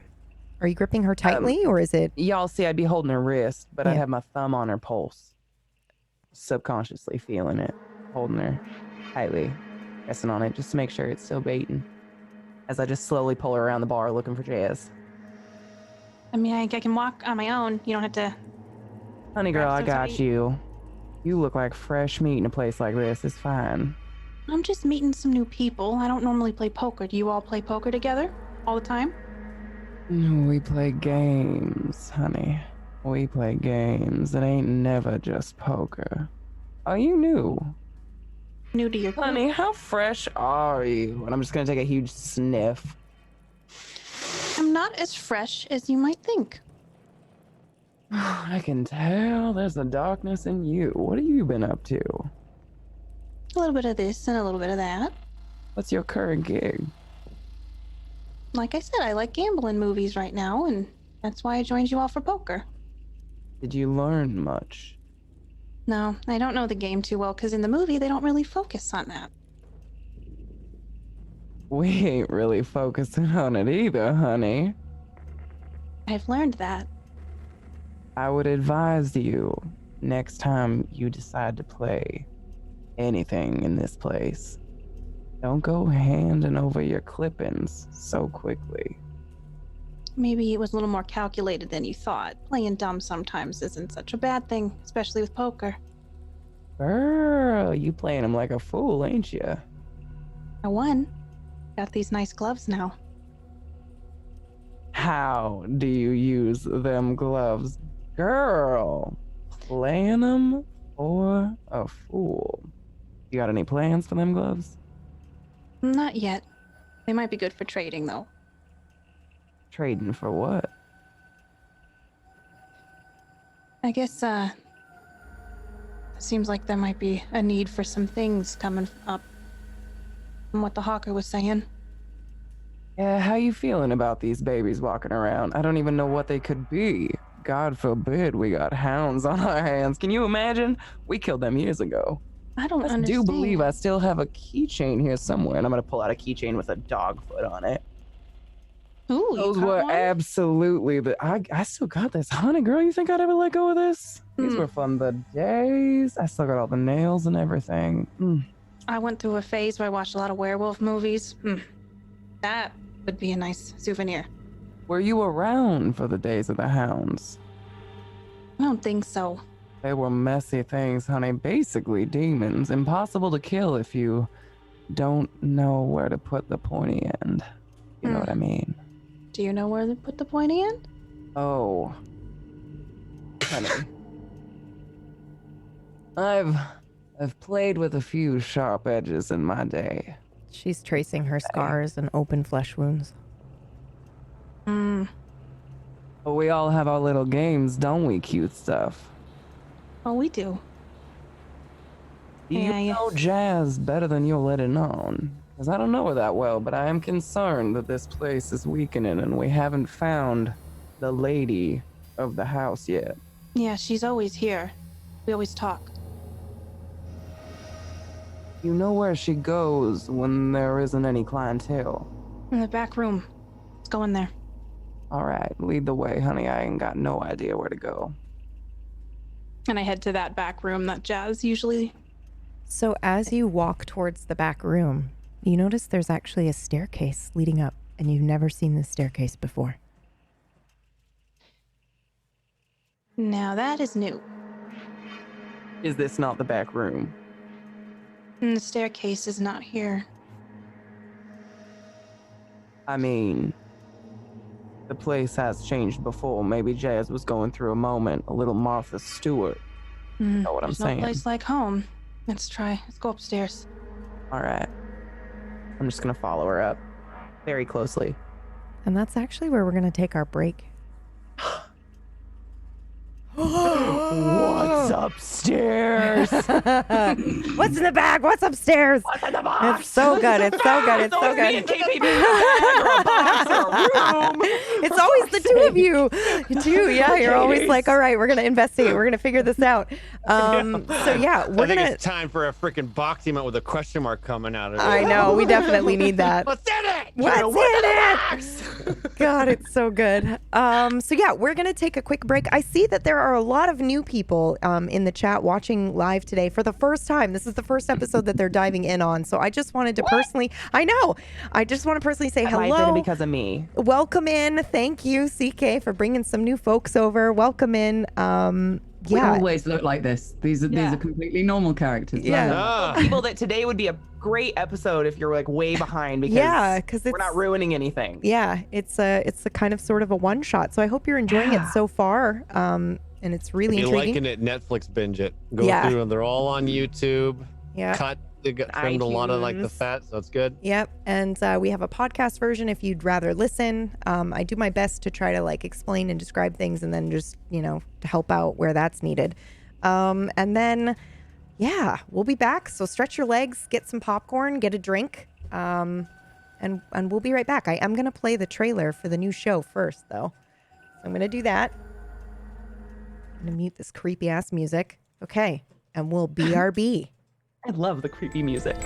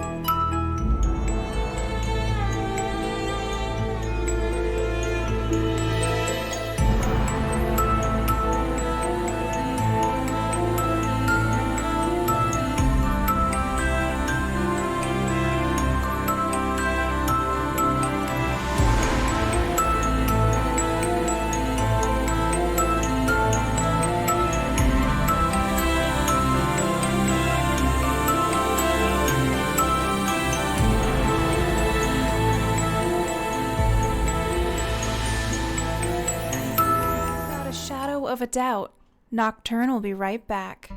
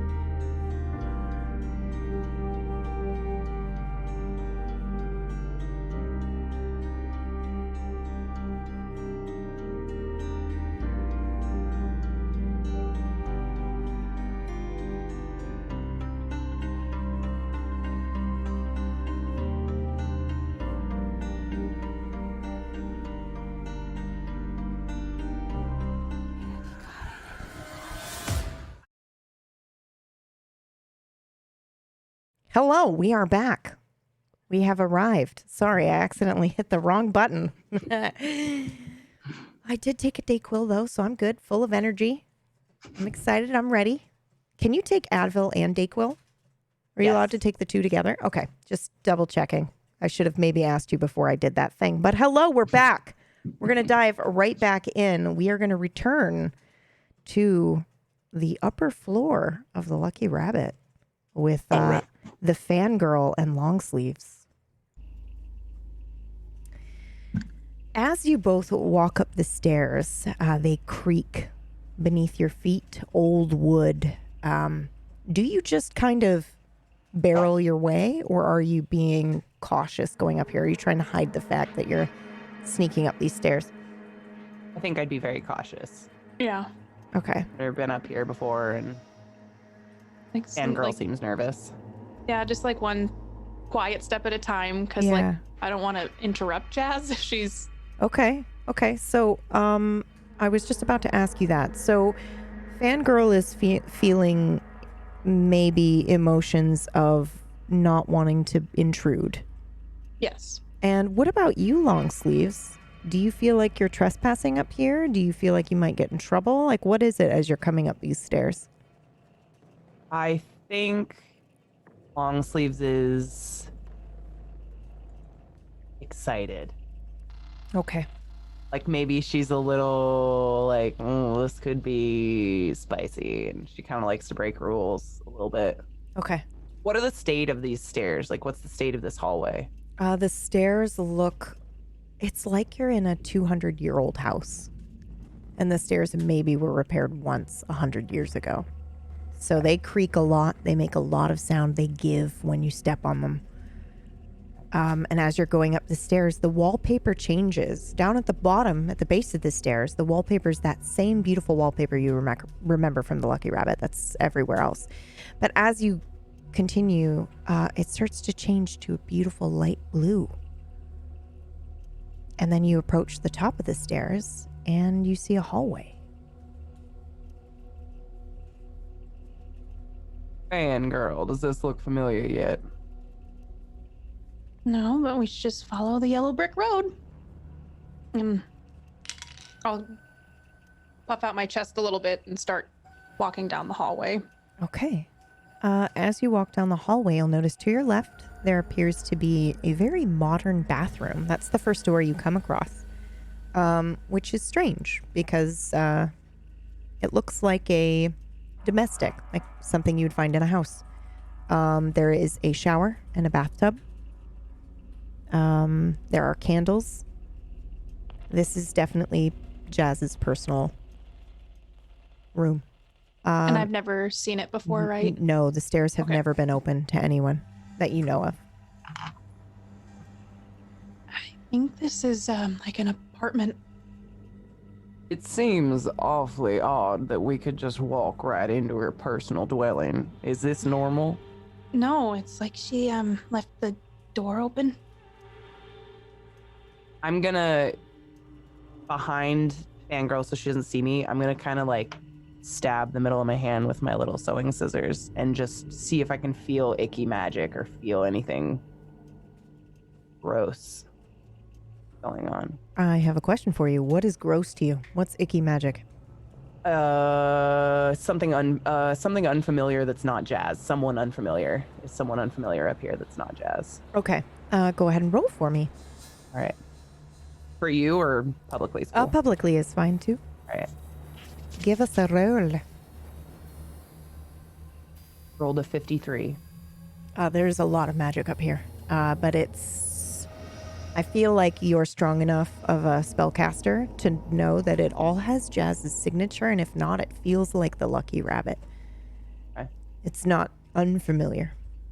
All right. I'm just gonna kind of wipe my hand on my jeans. Girl, I think we're good. I think we should move right on and try to find Jazz. Jazz? I'm just gonna start calling for her. Jazz, honey, you up here? As you guys continue down the hallway, you will actually see a little bit another doorway that is open. There's no doors or anything like an actual, it's just like an archway. And as you peek into it, you can see it's a fucking apartment. It's like a sort of a loft, but the main doorways to her bedroom have been closed off by like kind of an elegant doorway that has been placed there. It looks very artistic, kind of. There's lots of art and paintings everywhere, lots of bright colors. This looks nothing like the Lucky Rabbit downstairs. Very kind of French style to it, older, lots of like white and ruffles and like trim and things like that. And you can see that the doors that block her bedroom, they're kind of frosted glass, so you can still see that there's a bed there. And then you can even see her kitchen and everything. It's a loft. It's a very personal apartment. Now, I need to ask you both a question. Where are you from? Each of your characters. Are you, because everybody enters into the Lucky Rabbit from a different area. It's not Athmore. So where are you from? Are you from a big city? I'm from Louisiana. Okay. Definitely not a big city. Okay. I'm from California. Okay. When are you both from? You don't have to be too specific if you don't want.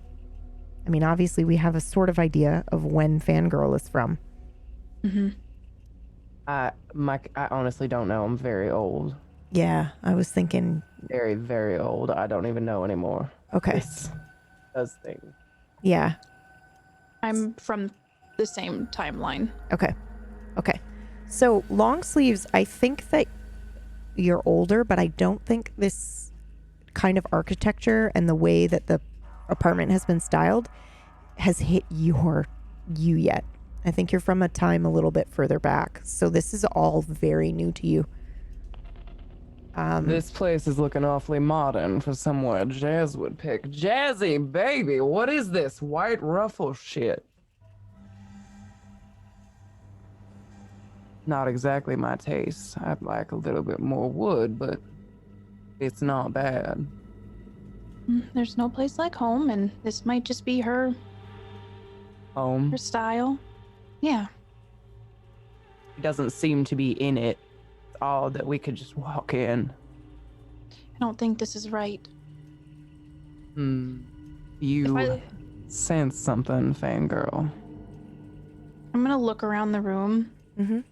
Are there any signs that Jazz has been here recently?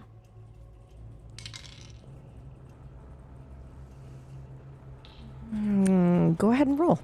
Do you have any special bullshit for this, by the way? No, I have something I might want to use in a little Okay. bit, but Okay. not for this specifically. Okay. Okay. 62. It looks lived in, not like a show place, but it's not particularly like there is an obvious set of clothes laying around. She's actually fairly clean, it would seem. Okay.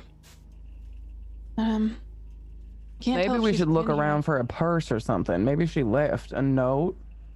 Anything. Does she carry anything on her person? I can't even remember an apron. She's kind of private. She's always been a little bit private. I respect it until she goes missing. Yeah, I'm gonna try something, I think. And I'd like to try to connect with Jazz with my skills. Show me how to do that again. Okay. Would you like to read it to those watching and listening? You obtain an identity you do not possess or bolster one you do by connecting your mind to someone who can already do what you want to learn. The percentage you roll is added to the identity in question for a number of minutes equal to the total of the 2 dice added together. I Wow. don't know if you want me to read that, but Okay, that's amazing. You are. Okay, so which identity are you taking? I want to take Jazz's identity so that Do you know what she does? It's okay if you like. Do you think your character would? No. no, Okay. not to the extent. And what I want is for Longsleeves to ask her questions if I am able to assume her identity. Okay. Wow. Holy shit. All right. Do it. Okay. Do you want me to, here, I'll post this just so we. Yep. Oh, sorry. Oh, God. 78.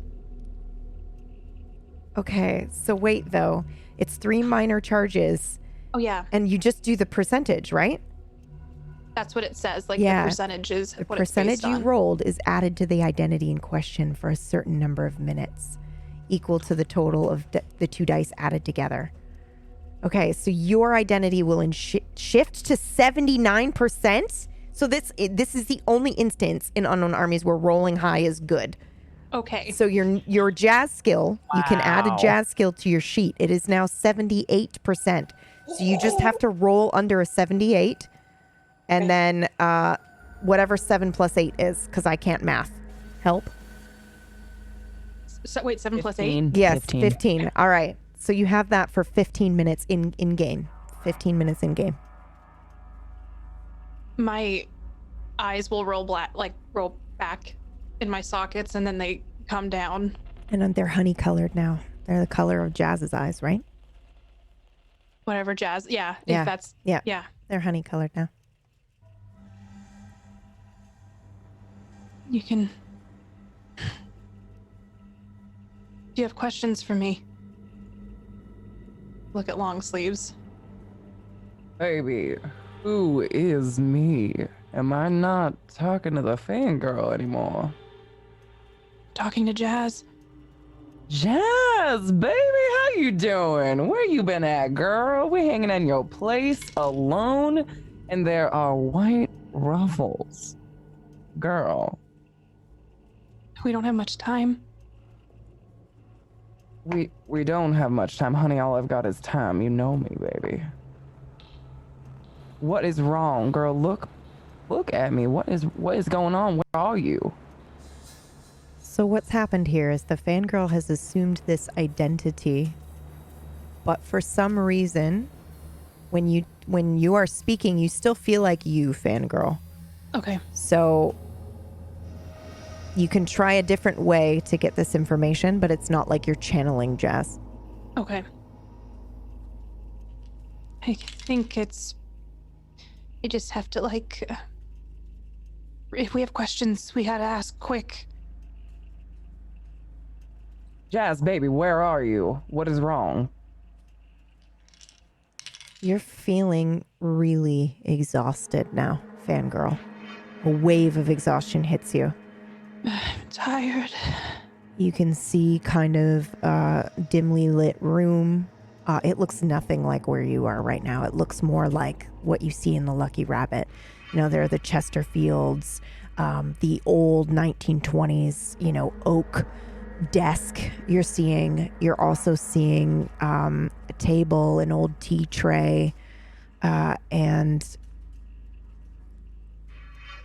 you are giving energy.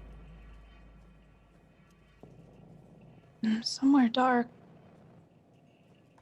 And somewhere familiar. Baby, are you here?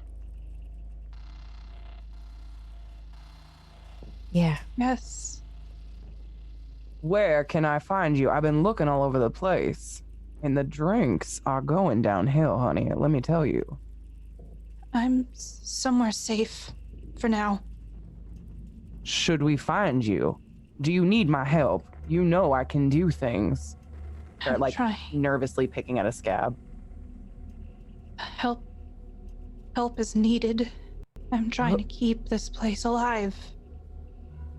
Honey, are you giving yourself for the rabbit? You get the fuck out of there right now. You know it is not worth your life. Only reason it's standing is because of me. Honey, what can we do to fix it? Quick.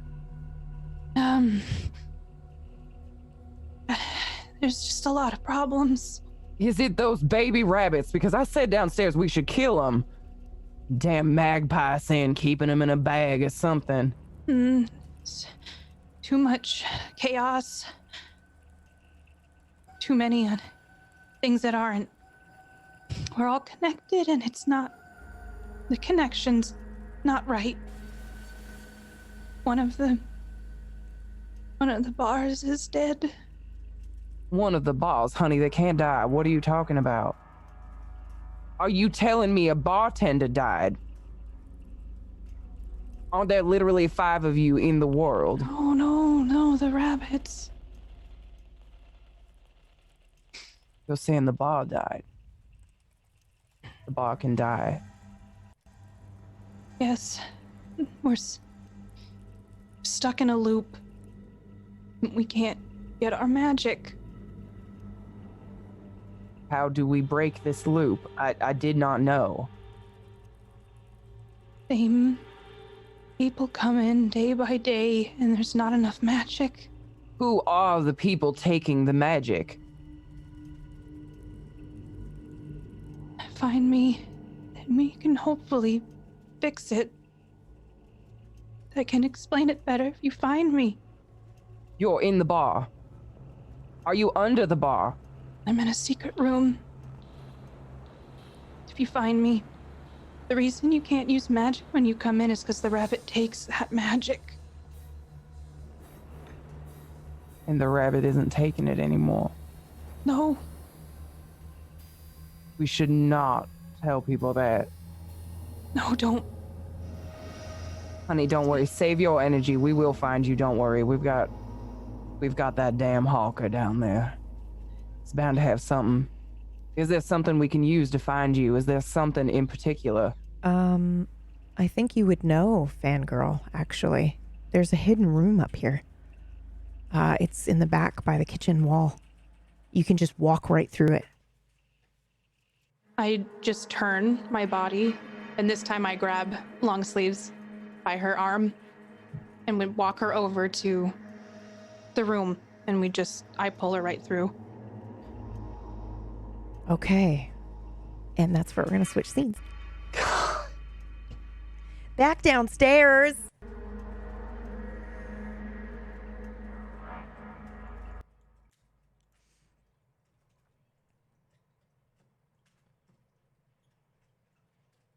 So, how's it going downstairs at the table? Sorry. I believe I just said that I didn't get an answer. Yeah, When I you took- asked him, and then he was like, nothing. And then you wiped the and then I sweat from his that's right. brow because you knew he was Yep. lying. Yeah. Yep. And I'm just gathering my composure so that way I'll try not to show any type of weakness in front of him. Obviously, I know he's on to me, Yeah. but I'm just kind of fiddling with the camera, not looking at him directly in the eye. So, Taylor, you want to give it a go?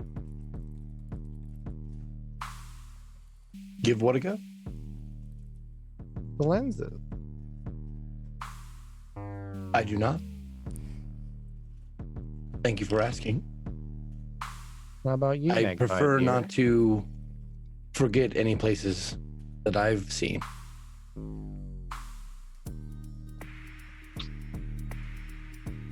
Magpie? You must be joking.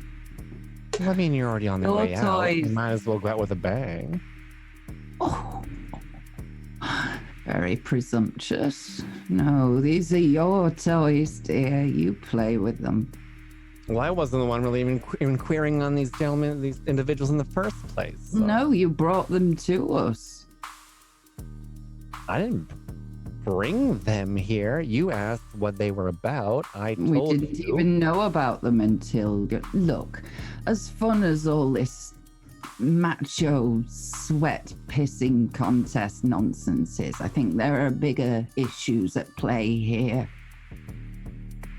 And you think we're the people that deal with it? Hmm? Well, I don't see anybody else doing anything. Not that you're aware of. Well, I mean, there are like a pack of freaking oh, what do they call? They're so mangy sometimes. They were here as well. Oh, what are their Dogs. names? Yes. Yeah. Oh, there's so many different types of hounds. What were they? They were hellhounds. There was hellhounds. Maybe they're taking care of it for all we know. well, As nice as it would be to pretend that none of this is happening and a pack of dogs was going to deal with our problems, I think we should probably take some responsibility for the precious things in this place, no? You hear Well, you hear a buzzing. Zzz, zzz. Pardon me. I'll be right back. And you see me, the tailor, get up and go to the front door of the Lucky Rabbit. Open it up. It looked like they thanked the person. Gets a bag and then returns to the table. I'm sorry. I have associates who find things for me. And they're on the lookout always for any sort of item that I might be interested in. Wasn't that convenient? What do you got? Share with the class. Convenience and luck often are attributed to those who are prepared.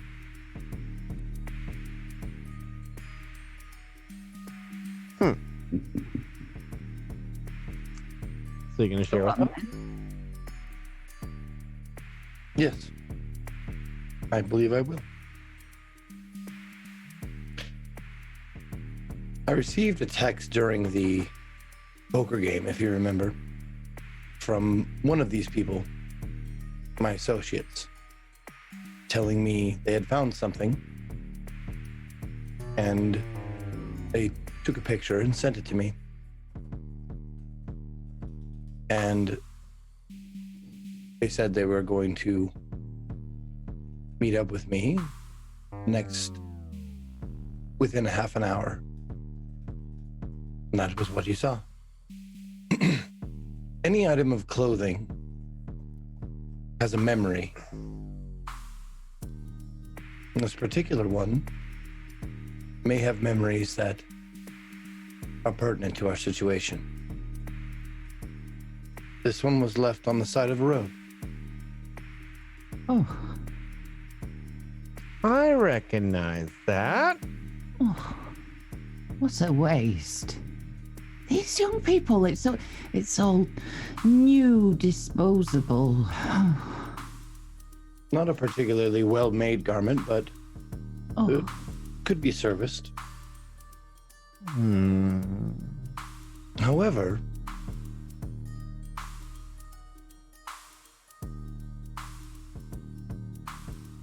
it belonged to one of the people you were talking to. Yes, if I recall, it belonged to the tall, handsome fellow. I wonder why he discarded it. The hawker has also put on his magical glasses, which allow him to see exactly what the item is or who it belonged to.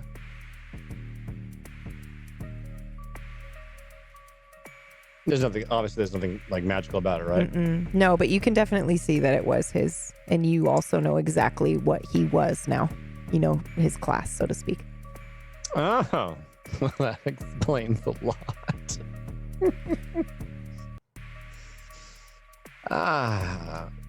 What are we seeing here? The remnant. The group of people involved in this kerfuffle. I don't know the proper word. One of them previously owned this hat. And since it was previously owned by them, it has a memory. And I intend Memory of what? of where it's been. It's like when you walk into a building that is old, that has been around for a long time, you get a feeling.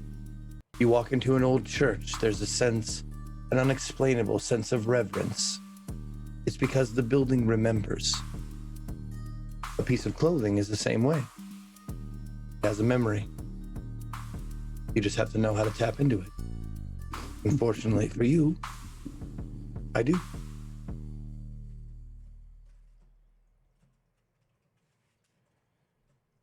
And I'm going to cast, let's see here. It is, nope, not that one. There it is. It's called So Last Season. Is the name of the spell. Okay. When you handle a garment and cast So Last Season, you look through time itself as imprinted through its changes on the cloth. You know a brief history of dress or scarf or necktie, where it was made, when it was bought, who owned it, brief glimpses of occasions when they wore it. Okay. This is amazing. So, all right. I take it and I put it on. And how many charges is this? That is 2 minor charges. Okay, so just remember to take it off your sheet. Yep. Okay. Done. And then go ahead and roll. Okay. Okay, let's see. Oh. And I'm going to do the same sliding scale. So the lower the number, the juicier the memory is going to be. So 87. 87. Yikes. Okay. So I will let you choose, because you also happen to play the character whose hat this belongs to. So why don't you describe for us what the tailor sees and experiences from Henry/Trick. However, it is a moment from within the loop. Okay. Let's see. It has to be a moment when he's wearing the hat, so it's an earlier moment. Trying to think of the most significant, because that's the one that would stand out the most. Mm-hmm. Would be I can like think of a couple. The peak of the graph. Yeah.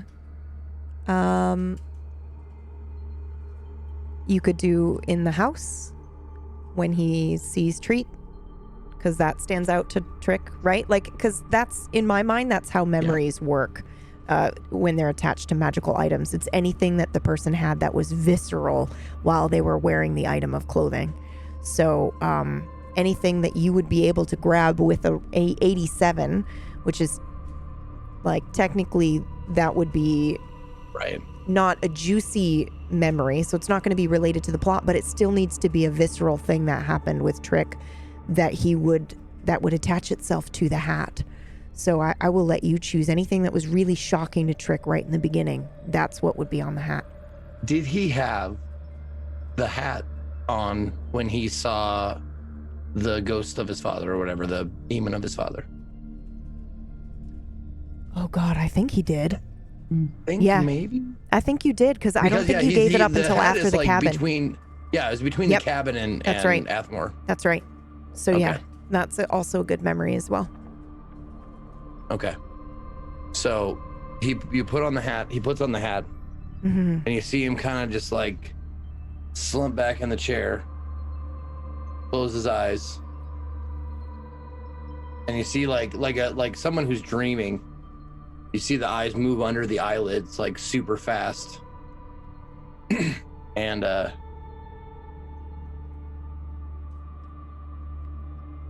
gonna spill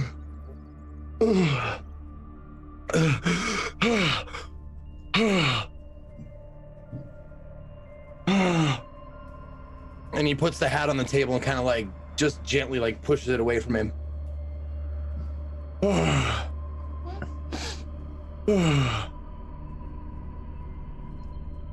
They are in something big and powerful, and all I see is devastation and nothingness. They were fighting something from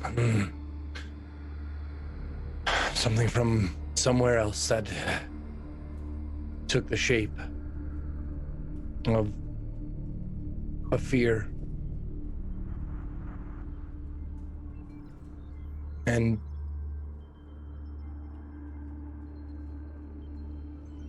they could be the fulcrum on which time rests.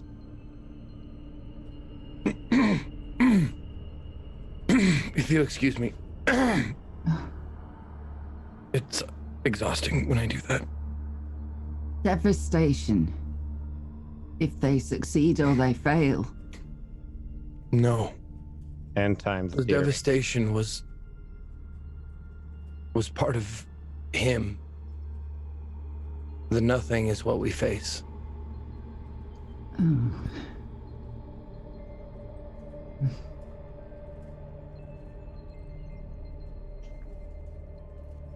Ain't that a bitch? What's the magpie thinking right now? She's thinking, do I bet or fold? Thank you. This feels like a game she didn't sign up for, but she's playing it anyway. Okay.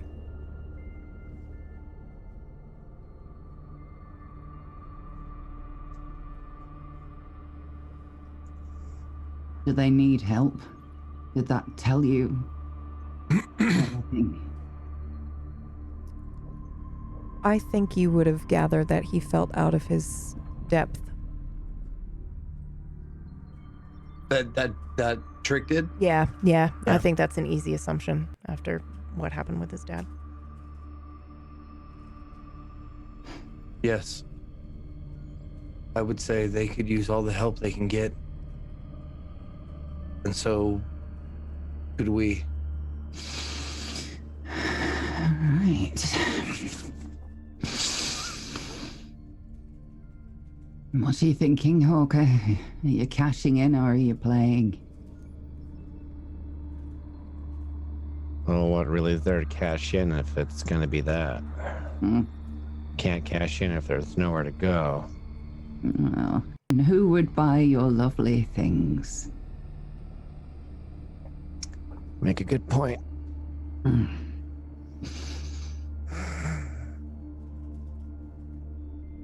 Okay. So, all in?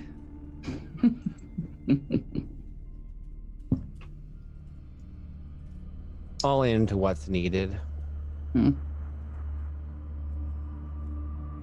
you know how these things work. You very rarely get to play with something that doesn't matter.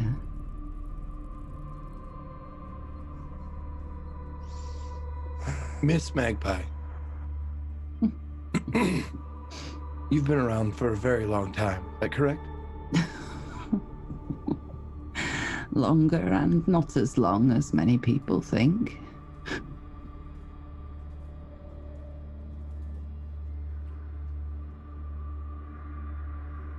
Do you have a way of... Spit it out, dear. I'm trying to select the correct words. Forgive my pausing.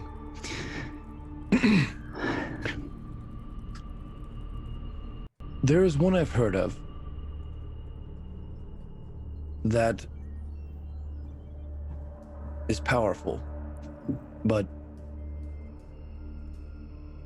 skips through realities. Skips. Like, can be choose where they appear in time or in timelines. I've heard her referred to as the anomaly. Do you have a way to, in your travels, have you found any way to give a message to someone or find someone? I can do it, but I would need a garment. It depends how careful they were. Or if they'd been forgotten. If I could get a message to her, maybe she could help them.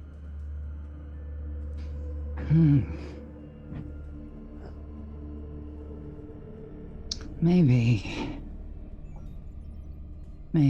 there's a way of working it. I'd have to check.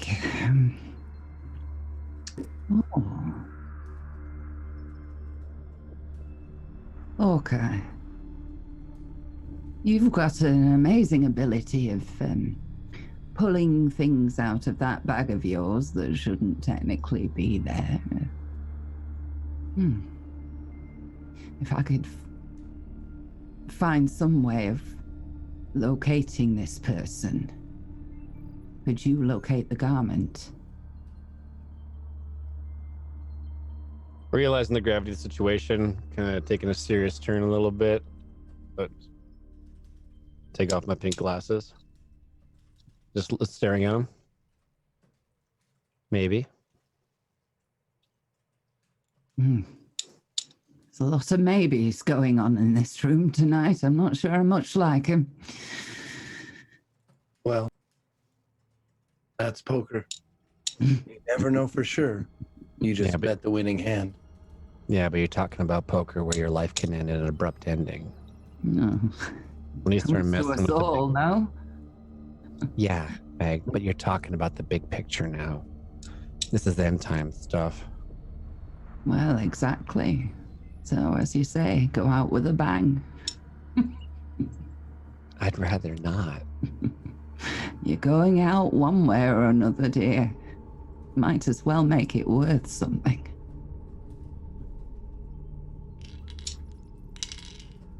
A fight breaks out at a table next to you. Two people stand up. Oh no, you're not allowed to do that in here. Get the fuck right off with that shit. And they are, it looks like they are both starting to tap in to their places of power in the Lucky Rabbit.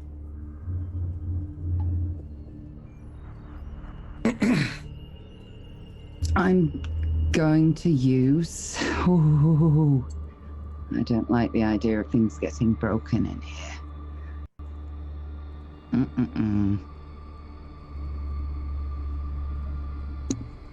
Give me 2 seconds, sorry. Sure.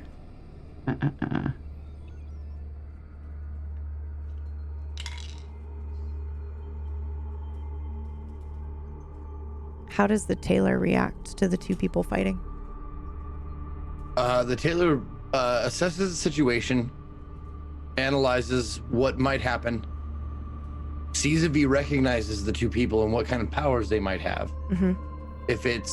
If their powers are destructive in nature, or if they are just going to duke it out like humans, you know, whatever. And if the situation looks like it's going to get magically dire, then he has an out. He has an out card to play. Okay. Okay. I'm gonna use laziness on whoever looks the stronger opponent. Okay. Oh, okay. Okay. And would you like to tell everybody what that ability does? Or what that spell does? Evokes and projects a feeling of neglect and futility. Why bother really trying when there's nothing lasting to achieve? The malaise they feel just won't permit them to give it their all. So they kind of lose interest. And you're picking at random whoever you think looks the strongest? Yes, whichever one looks like they're most angry. Okay. So they both look pretty angry. One of them is standing there looking like in an orange suit. And by suit, I'm talking it's like a jumpsuit. And you recognize this person. They refer to him in the Lucky Rabbit as the jail. And he's standing there, and his brown hair is all tousled, and he's super aggressive and angry, and he's sweating. And the person standing across from him is he's also super tall, and he's got electricity running down his arms, and he is lunging forward with the sound of like thunder. Okay. Electric. Okay, so you're gonna use it on Electro Boy. Okay. So go ahead and roll for me. And how many charges is this? This is 2 minor. Okay. That's weird. Yeah. Yeah, that is weird.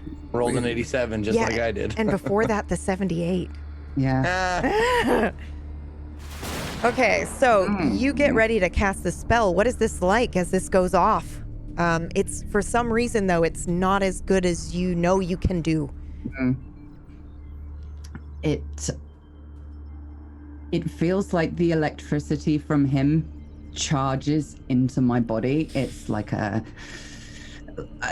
prickling sensation as I try to take all that energy from him and leave him drained. But it hurts this time. Yeah. It doesn't usually. Okay. And I'll just collapse back into the chair and look like I've been electrocuted. Oh yeah, your hair is completely like frazzled now. You look like you've been electrocuted, you know. Smoke is coming off of your body. And that's what the hawker and the tailor see in a split second. This is how everybody reacts. And we're actually going to switch scenes here.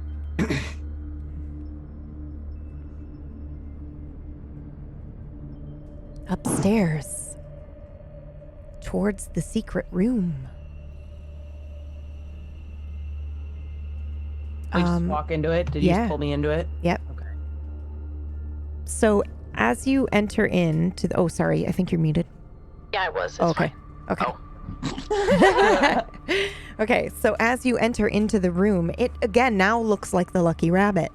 It is an office, and there is, it looks like, a bookcase in this office that you know Fangirl moves aside if you can find the switch.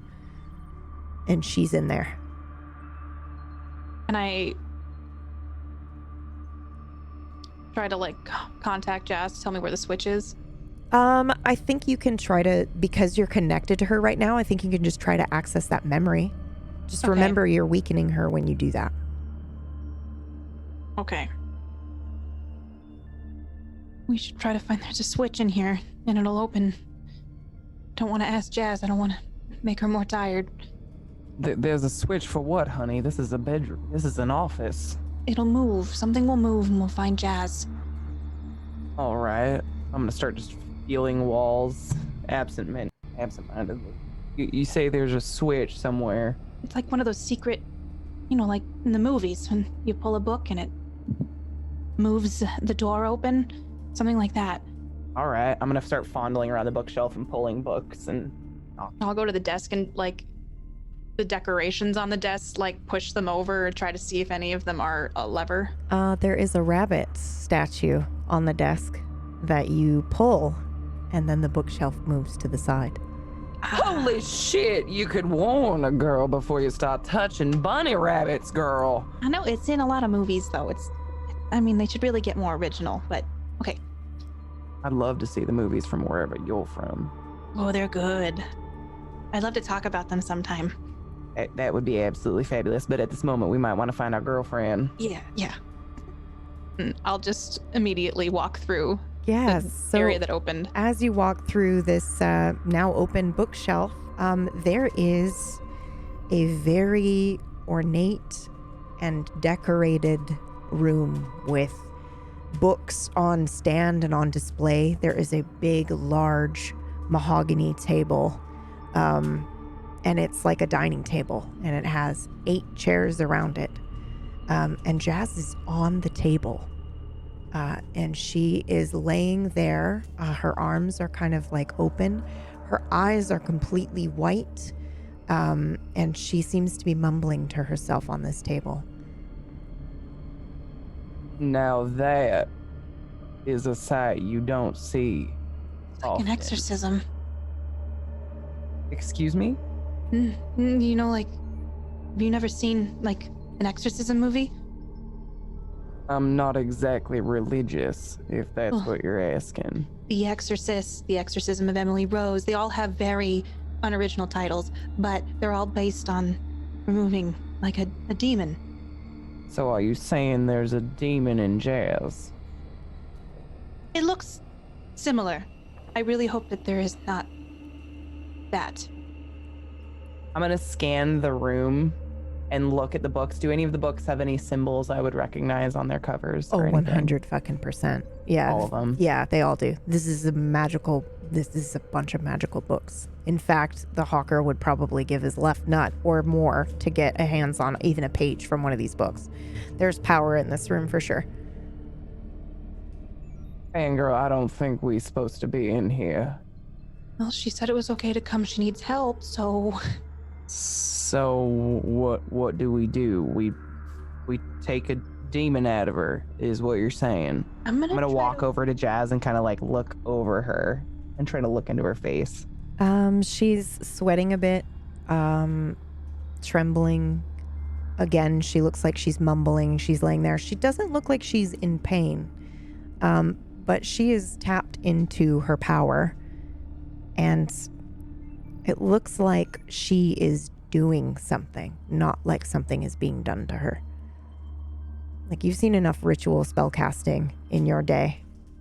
Fangirl, this ain't being done to her, baby. This is her doing this fun stuff. Oh, what is she doing? Let's ask her. Hey, Jazz, honey, can you hear me right now?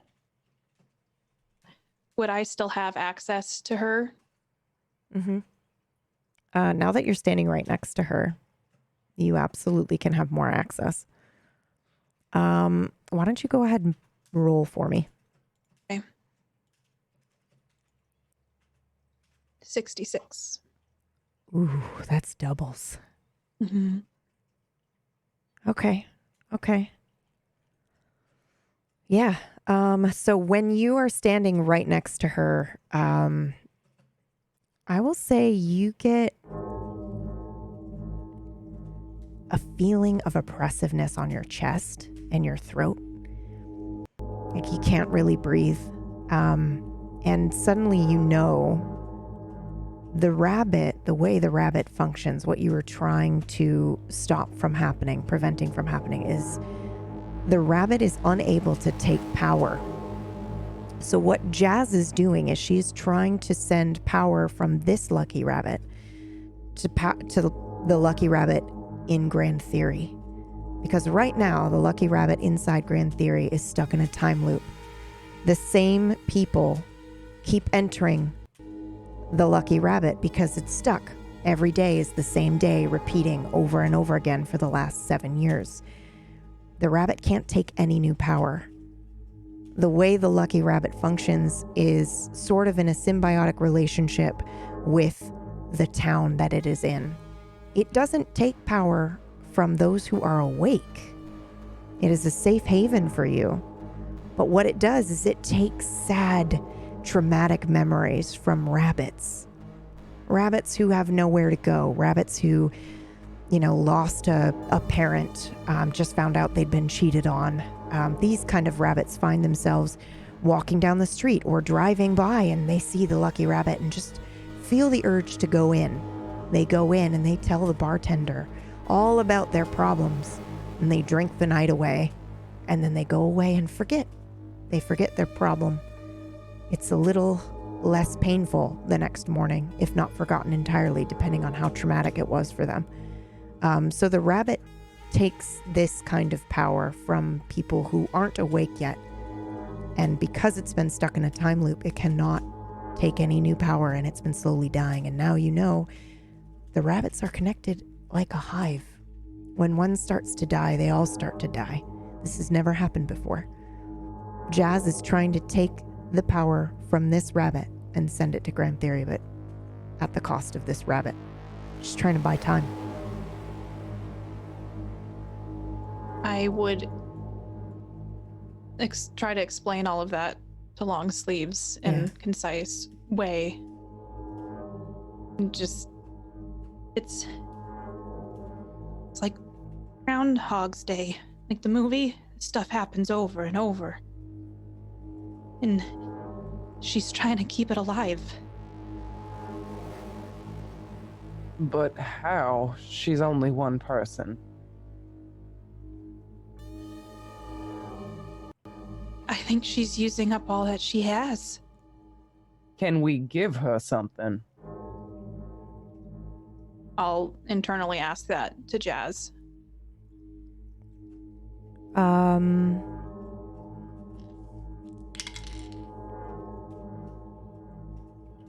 Jazz has the ability, specifically Jazz, this is not the rabbit.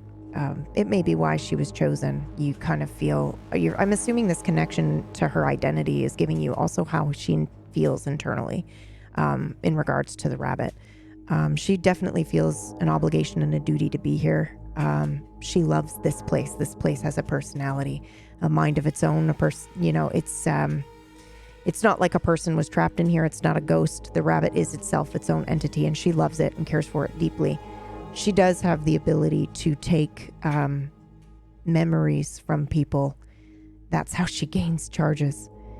You could give her more power by doing that, or you could try to join in on the ritual with her. Oh, she's a bartender, right? You tell her your sad sack stories, she gets stronger. Or we could try to help. We By tell her sacrificing sad stories. You know, you ever go to a bar and you sit down and you get a drink and you don't know this person, but you just end up sharing your whole life with them? All the good and the bad, especially the bad. Honey, I thrive off the bad. Well, most people don't. And so she can take that and make it stronger within herself. So, either we tell her something that we don't want to remember, or we can also sacrifice some of our magic to help. Does she have a preference? I don't I'm not familiar with this kind of magic. I don't know if you could tell. But there are some very mighty interesting books in this room I might be able to assist with. I'm going to scan the books around Jazz. Yeah. Is there any page that's open that might explain ritual? Ooh, that's a good question. Yes. According to the dice, there is. So she had a book open to a page about transference. It looks like it's a handwritten spell. She scribbled certain meanings on it. At this stage, the only thing that you would need to add to this is your own power. So you can, if you want, you can do what it is that you need to do to gain charges and funnel that directly through the rabbit, as long as you are in this room and in the circle that you now find yourself standing in. It's like a magical, I want to say it's white, little bits of honey colored kind of move in throughout it like water. And you look down and you notice that that's been on the floor. If you step into it, you can absolutely add your own power to this. Here, look at this book. I'll pick up the book and show it to her. It has all the information here. Oh, honey, I've seen these books before. Don't you worry yourself. Where do you think I got the ideas for my artwork? I'm very familiar with that book in particular. It has to do with sacrificing your essence somewhat. How long you been around, girl? You strong enough for something like this? I'm gonna take inventory of myself. I think so. All right then. I'm not 100% sure exactly how you go about your business, but mine can be rather messy. Do you have a strong stomach? Yes, I like all kinds of movies. This might be more of a thriller. Mhm. I'm gonna step into the gold fluid. Okay. All right, honey, you just wait there. Better be just one of us do this in case I'm completely wrong in my years of experience. Or goes again, well. completely wrong. So just stand your pretty self right there and let me work for a moment. So we just give our power to this. There is a symbol on Jazz's chest, and it looks like it's done in the gold fluid. So if you, it's very similar to what you have marked all over your body.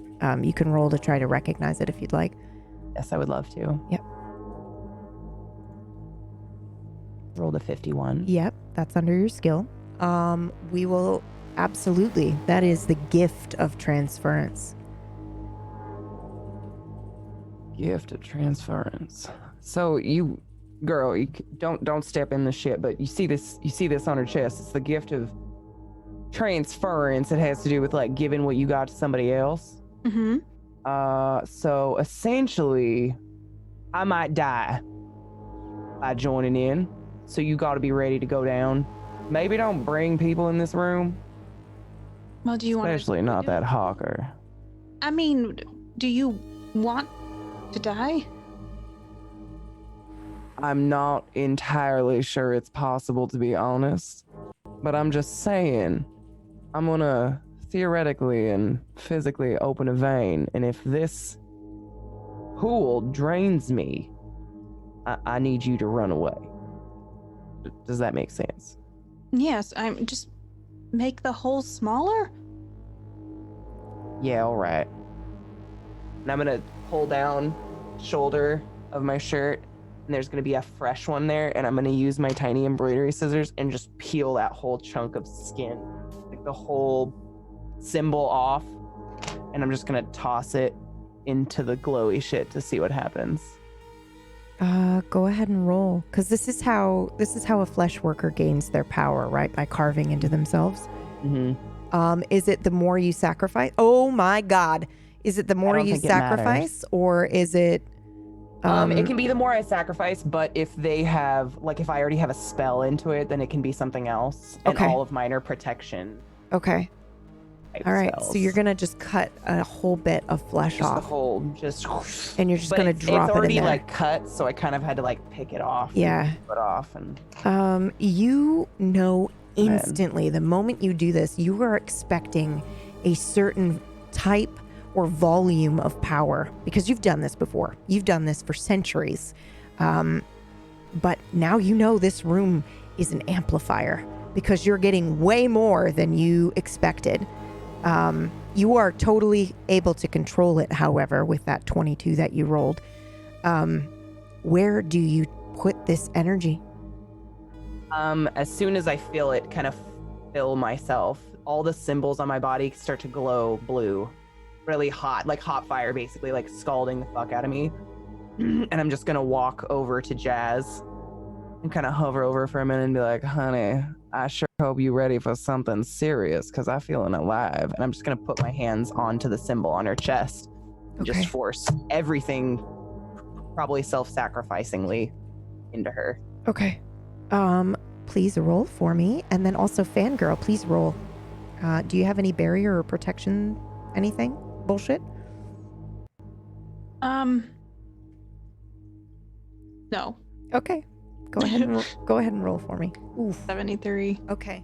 I rolled a 37. Does that mean something? Because we're the flip what numbers is of each today? other? Why is everybody why is everybody rolling the exact opposite numbers? Yeah, I'm gonna say that that's creepy and I fucking love it. So you rolled a 37, she rolled a 73. As she puts her hands right down on Jazz's chest, the room looks like it's filling with blood. It looks like blood is coming out of her hands, pouring all over Jazz's chest and onto the floor. And it's probably doesn't actually shock you because you watch all types of movies. You love the gore fests and whatnot. So this is just like a movie where you've seen where the fucking blood goes all over onto the ground and it hits your shoes and then comes up and starts heading up to your knees and now to your thighs. This is insane how quickly this is filling up. It's going to look like reach the top of the mahogany table and then it stops. And you are standing in a pool of blood, yeah. Is it like, if the door is open, is it just like there's a wall? It stops, yeah. Is long sleeves okay? I mean, I'm going to assume that she's giggling with power because she enjoys this process, even though it's painful. So yeah, she's got her hands, her head's back. She's like laughing. Her skin is red and hot, and it looks like all of her wounds now are fresh again. She looks terrifying, frankly. Okay. I probably dissociate a little bit because I see that she's laughing and it's not like she's in pain. And can I touch the blood? Absolutely. And it's so powerful. It's like candy. And in my head immediately, I'm like, it's just like in the movie Carrie. And I'm kind of in awe of it. and I start walking towards them a little bit. Okay. Are you going to join in? Is that what you're thinking you would like to do? Yeah, I think since I see that she's honestly having a great time. And it's just very dramatic, and it's just I'm drawn Just like into a movie, it. yeah. Yeah. Okay. So I want to also give some power to Jazz. Okay. How do you gain power, Fangirl? I gain power by moving from group to group and associating with different fandoms and taking power from other people, and then moving on to a new group when I'm done with that one. And I had just started with this new group, and I'd have just built up moving in and out of just all different facets of Lord of the Ring fans, D&D fans, Star Trek fans, and just collecting power from people. And how are you going to, what does it look like when you use this power, when you add to this pool? It's nothing like blood filling Yeah. the room or anything. It's like the color, the saturation in the room gets deeper. There's just like a bokeh in the background. Like it looks filmy. Okay. And A fucking I get TARDIS flies in. glowy, and my wind blows my hair, and it's like a fantasy world Yeah, okay. surrounds. And so even though I'm in a pool of blood, it like turns blue. So it's like I'm wading in this beautiful dress, like through water. And it's essentially like I insert myself into a fantasy of mine, Yeah. like one of my stories. Okay. And it's so like since- Vaseline on the camera and everything. So it's all like dreamy looking. Okay. All right. All right. I love And it. so I mean, essentially from an outsider's perspective, I'm just playing in a bunch of blood right now. Yeah. I don't look like I'm in a movie, but I'm twirling around in it, and it's just, So it's all like in I your just go own. into a fantasy. Okay. Okay. And we heard from Longsleeve she wanted to give everything she had. What would you like to do? Because of the drama of the moment, I probably give more than I intended to. Okay. Go ahead and roll for me. 92. So this is a pretty brutal situation that happens when you give. So I will let you decide what happens to Fangirl as you give way more than you intended. Because I'm in such a euphoric state, and it feels so good. It feels like the world that I've always wanted. And it's a world where there's no bad, there's no conflicts with other people, there's no one hurting other people. It's just like a world that feels right. And I just let all of my power flow out and go to Jazz. And because I finally feel safe and warm, I slowly sink down into the blood and play in it, but then it just keeps pulling me under and I can't get to the top.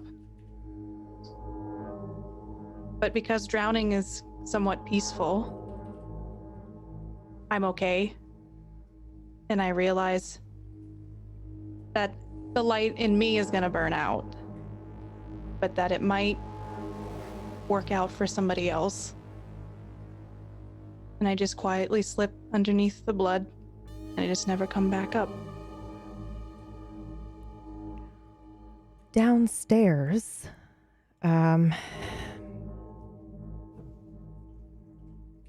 the fight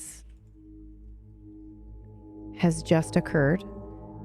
Magpie has been basically electrocuted. How does the Hawker react, and how does the Tailor react? As someone who knows the rules and plays the rules quite well in this in this building, Mm-hmm. and not probably fully aware of the measurements like people allowed to do magic right now, because I never got that sense like other people did. I'm just minding my own fucking business and then just watching it ensue, because in my mind, the house is going to take over at some point. These guys are going to get in shit. So I'm just humbly minding my own business while watching.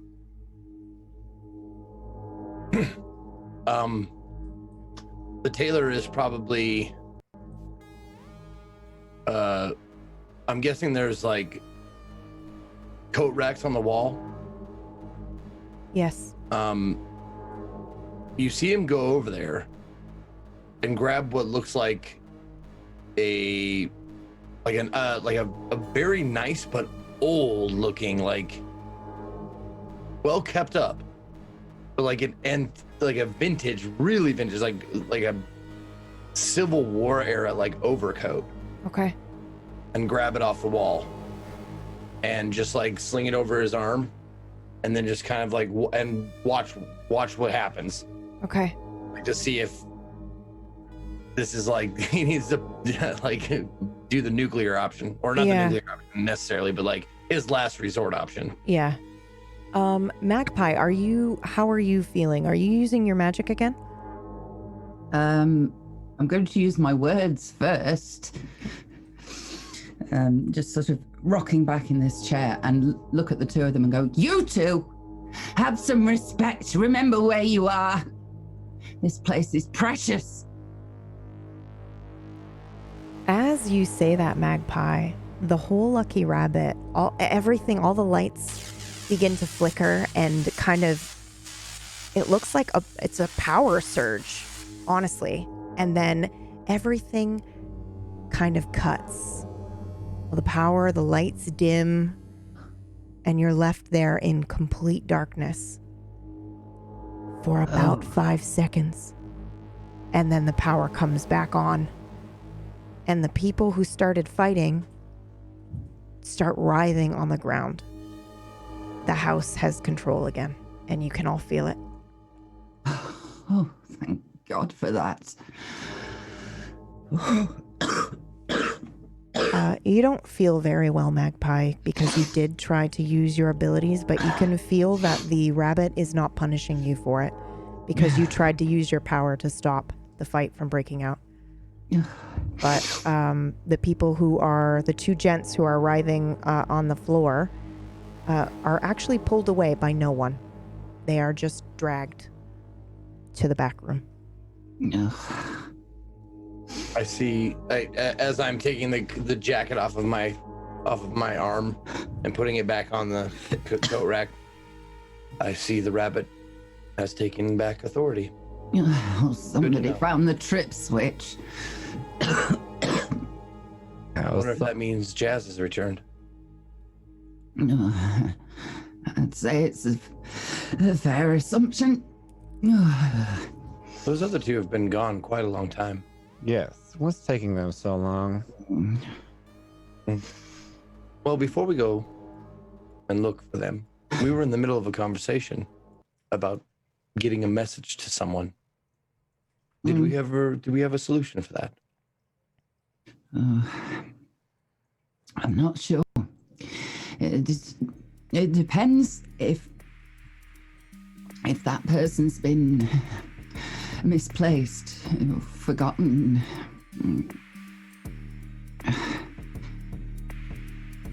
It could be possible, but not in my current state.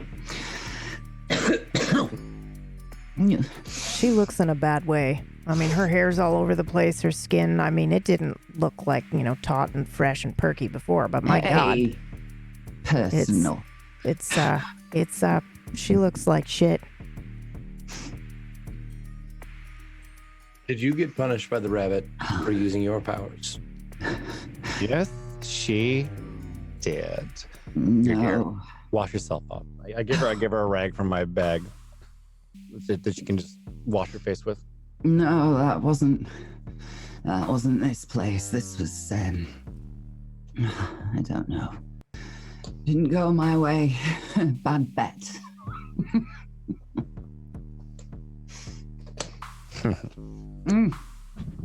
I picked my tea up off the table. It's cold, but it'll do.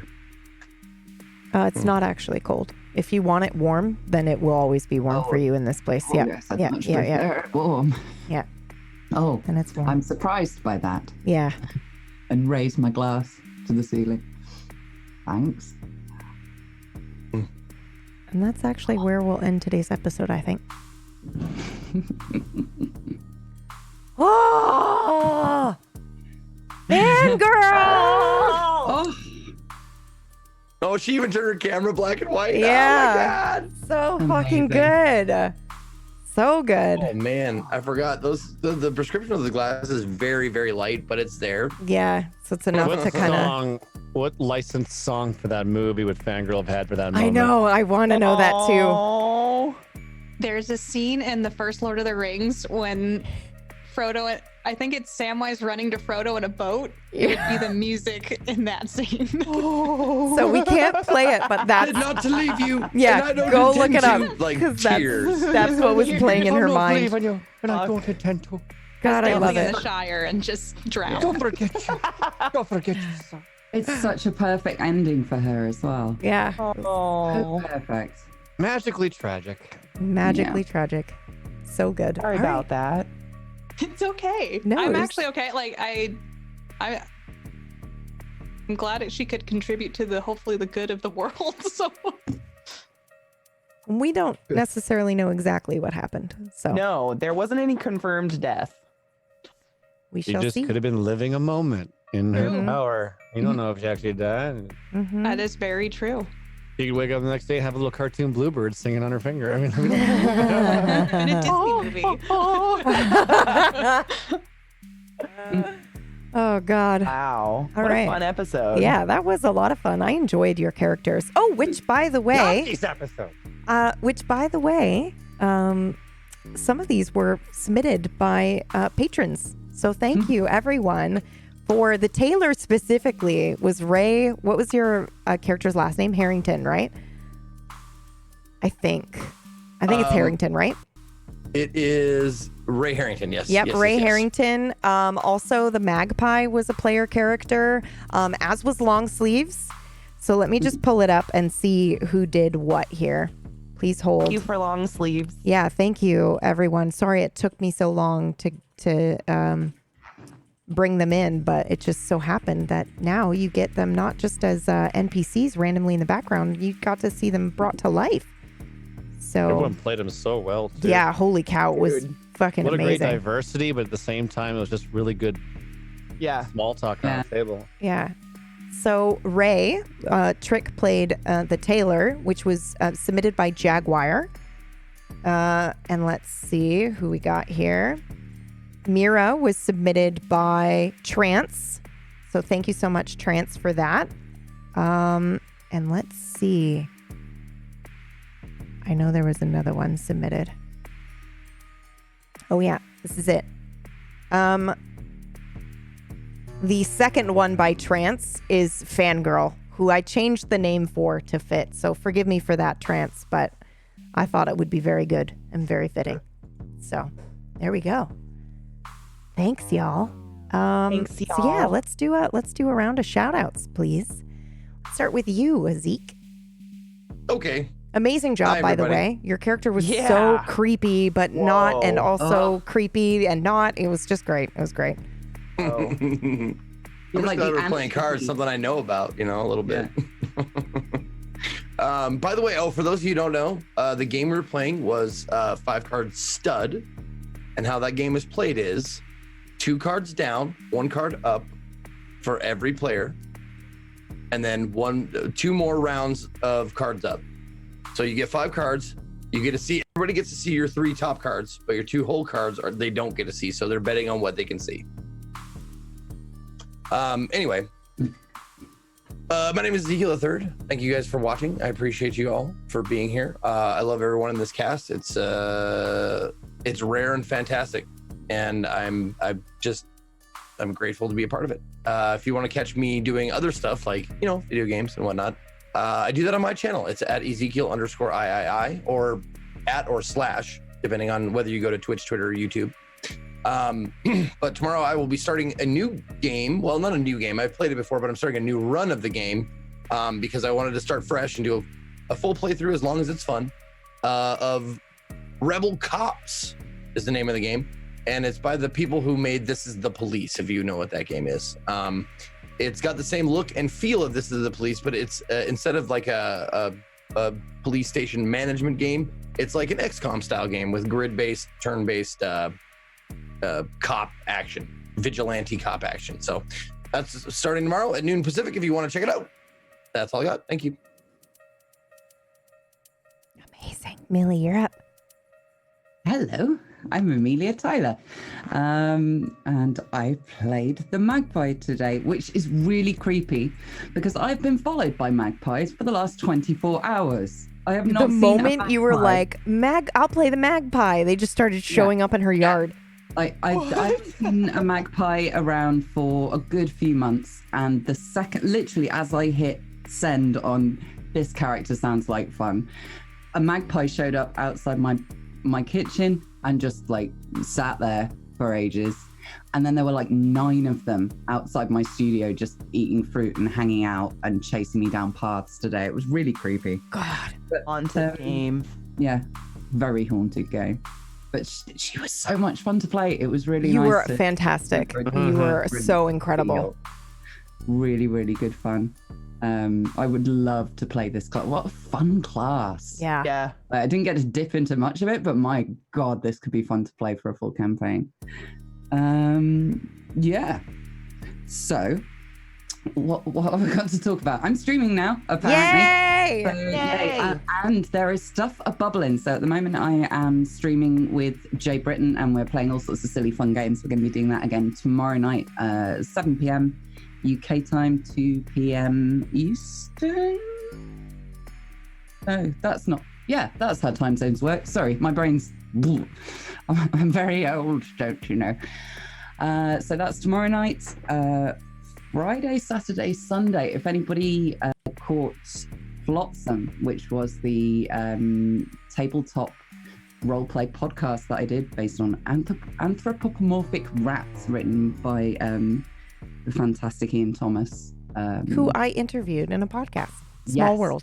Small he's World. Really, really cool. And his work is insane, and he's created this amazing world. We are recording season 2 of that over this weekend. So there'll be more of that going on. I'll tweet out a link to the existing series if you want to check that out. And on Tuesdays, you can catch me over on Encounter Roleplay playing Call of Cthulhu, where I shall be Lil Belvon, who is about as opposite from this as you can get. Yep. And she's got cute hair. Like, I watched a bit of it. It's good. Yeah, she's so much fun to play. Play somebody in like braces, a woman in the 20s wearing men's clothing and not giving a shit. It's really good fun. Amazing. Thank you. CK, you're up. Hey there, guys. My name's Classy Katie. Today was a blast. I'm an altaholic. Like, if I could just do one-shots the rest of my life, I'd be a happy girl. I never want to recreate this again, but it's dope one time. This is cool. I had such a fun time today. Today was super cool. It just makes me like so appreciative of this group. Like, this is such a rare group. The chemistry in this RP group is just unreal. The only thing missing is this hairy guy that used to have a beard. I don't even know who he is anymore.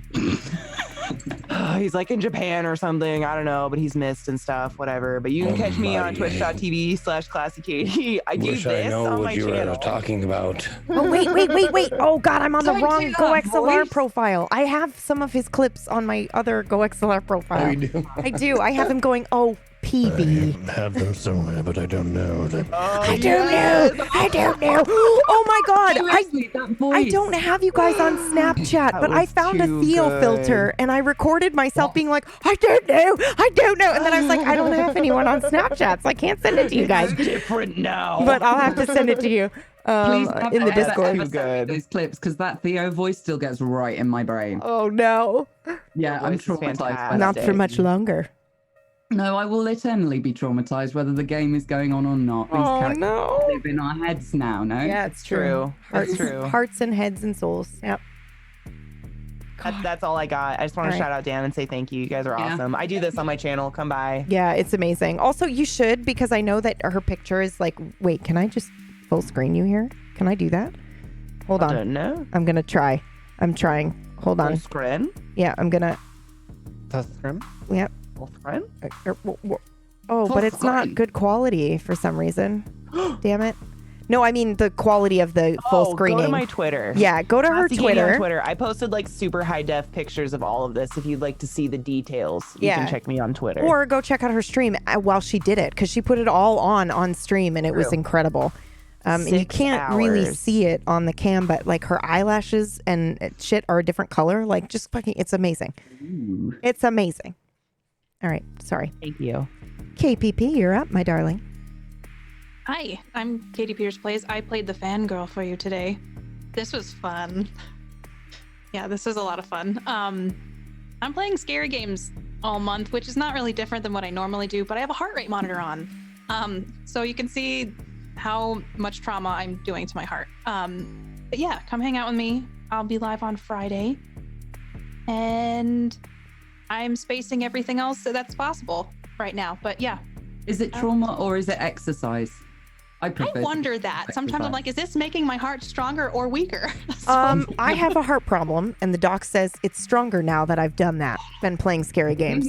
So yeah, I'm gonna I'm live right to there with you. 110. Yeah. So okay, yeah, that Also- actually makes me feel better because I'm like, am I killing myself? well, I mean, I'm not a doctor, so don't take my word as law. But today I was in your stream when you got startled by a sound effect, and you said, I think I'm quoting correctly, you said, "Oh, did you say sweaty balls?" You were like so startled. You were like, "Oh, hot sweaty balls," and I was like, "What?" Oh, they're hot now too. I do variations of things that come out because it's like I try not to curse on my stream, so I say Oh, things it was sweaty nutsack. That's the exactly sweaty what nutsack you said. that comes out quite a bit on my stream. Sweaty nutsack is so much better than actually I swearing. know. Yeah. I mean, What a Grandma would visceral really mental appreciate image. that. It is. Smell that, please stop. I bet your Sorry. closed caption software must have just a heyday with you someday. People do screenshots of my closed captioning sometimes. I'm like, that is definitely not what I said, but that's just as enjoyable. So, It's amazing. yeah, that's me. I don't know. Thanks for RPing with me, guys. This is fun. Yeah. Yay. KPP is also here on Sundays for Dying Order, which is our D&D Yes. 5e show. So yeah. Thank you, KPP. Thank you. Next up, we got Pax, the Hawker, one of my favorite characters of all time. The flamboyant Hawker. Yeah, snap. I feel really lucky to be here. I don't know. Is that just me? I just feel Don't, like you're really gonna make me lucky, cry. No. It's not No just way, you. man. No, we're all in the same boat, dude. It's Yeah, one of those yeah. rare things when you find like a group that It's perfect. feels like this one. Yeah. It's just weird. It's so weird. I can't even sum it up into proper wording, like without trying to not try to sound like over the top and stuff like that. But like it really helped like solidify my love for RP. Mm. Like the stuff that I usually do, it's lost a lot of its magic. Not to try to diminish it in demeanor and stuff like that, but there's definitely its shortcomings in that realm. And this kind of like just this selfless, Mm. better for the greater good of the project is so Mhm. invigorating and creatively driving as well. Like it makes you want to be better. Mm. Mhm. And just that's all I want to do. Just want like I want to just make this as awesome for everyone else involved, and you can't wait to bring to see what they bring to the table. Like just today is a perfect Yeah. example. I came in a little late in the call today because I was like moving stuff around the house, and the minute I get into the call, my webcam wasn't working. I was just like, oh my god! But the minute I see their webcams, I see Zeke's all dressed up in his suit. And he's already half in character. Katie's obviously put a ridiculous amount of time into makeup from like head to toe. Amelia, I didn't even recognize her. I'm like, what the hell? and then KPP comes in always on time with just a completely brand new, fresh look that just head to toe every time. It is so. It's such an honor to be a part of it. Just to see that type of passion. I don't see a lot of that these days, and other assets and other aspects of this platform. So thank you for that. It's really nice. Yeah. So you can find me over at twitch.tv/classifacts. We got a lot of projects on the go involving Table Story, along with other groups as well. And of course, everyone from this cast is more than welcome anytime at all to participate in the projects that we have on the go. I just have a lot of things right now that are like they're just in mid-making, but nothing to show for, which is a very frustrating thing as a content creator. Because right now there's the content and I'm creating it, but it's not there for you to enjoy it yet.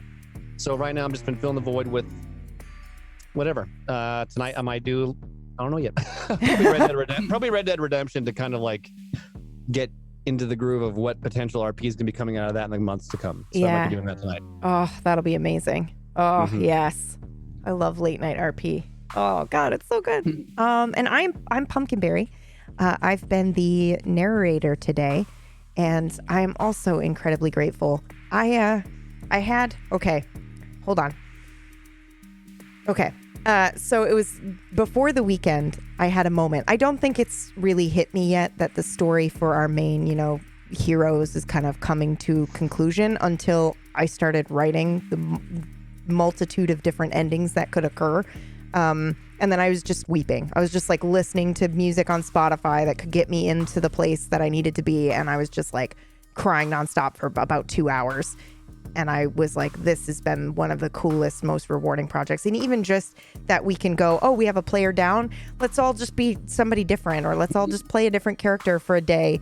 And I honestly have not seen that in roleplay before. Usually when you're down, you do, you call off the session, or I don't know, you do something else, or you move on, you go on without the player there. And it's just, I love you guys a lot. And I love what we've made together, and I'm really proud of it. And I'm really proud of you.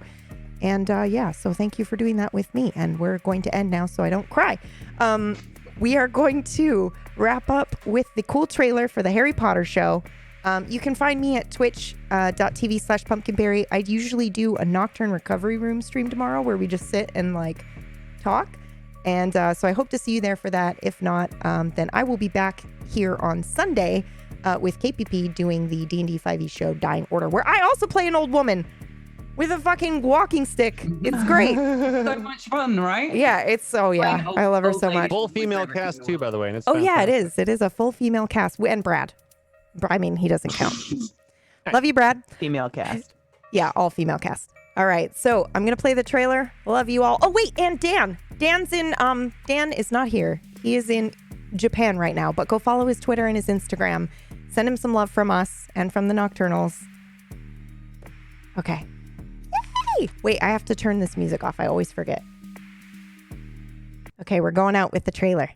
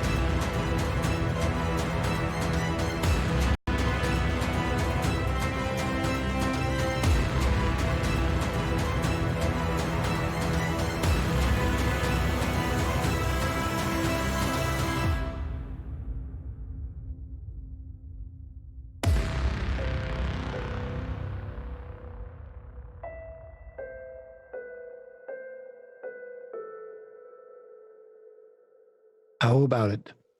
Would you like to play another hand?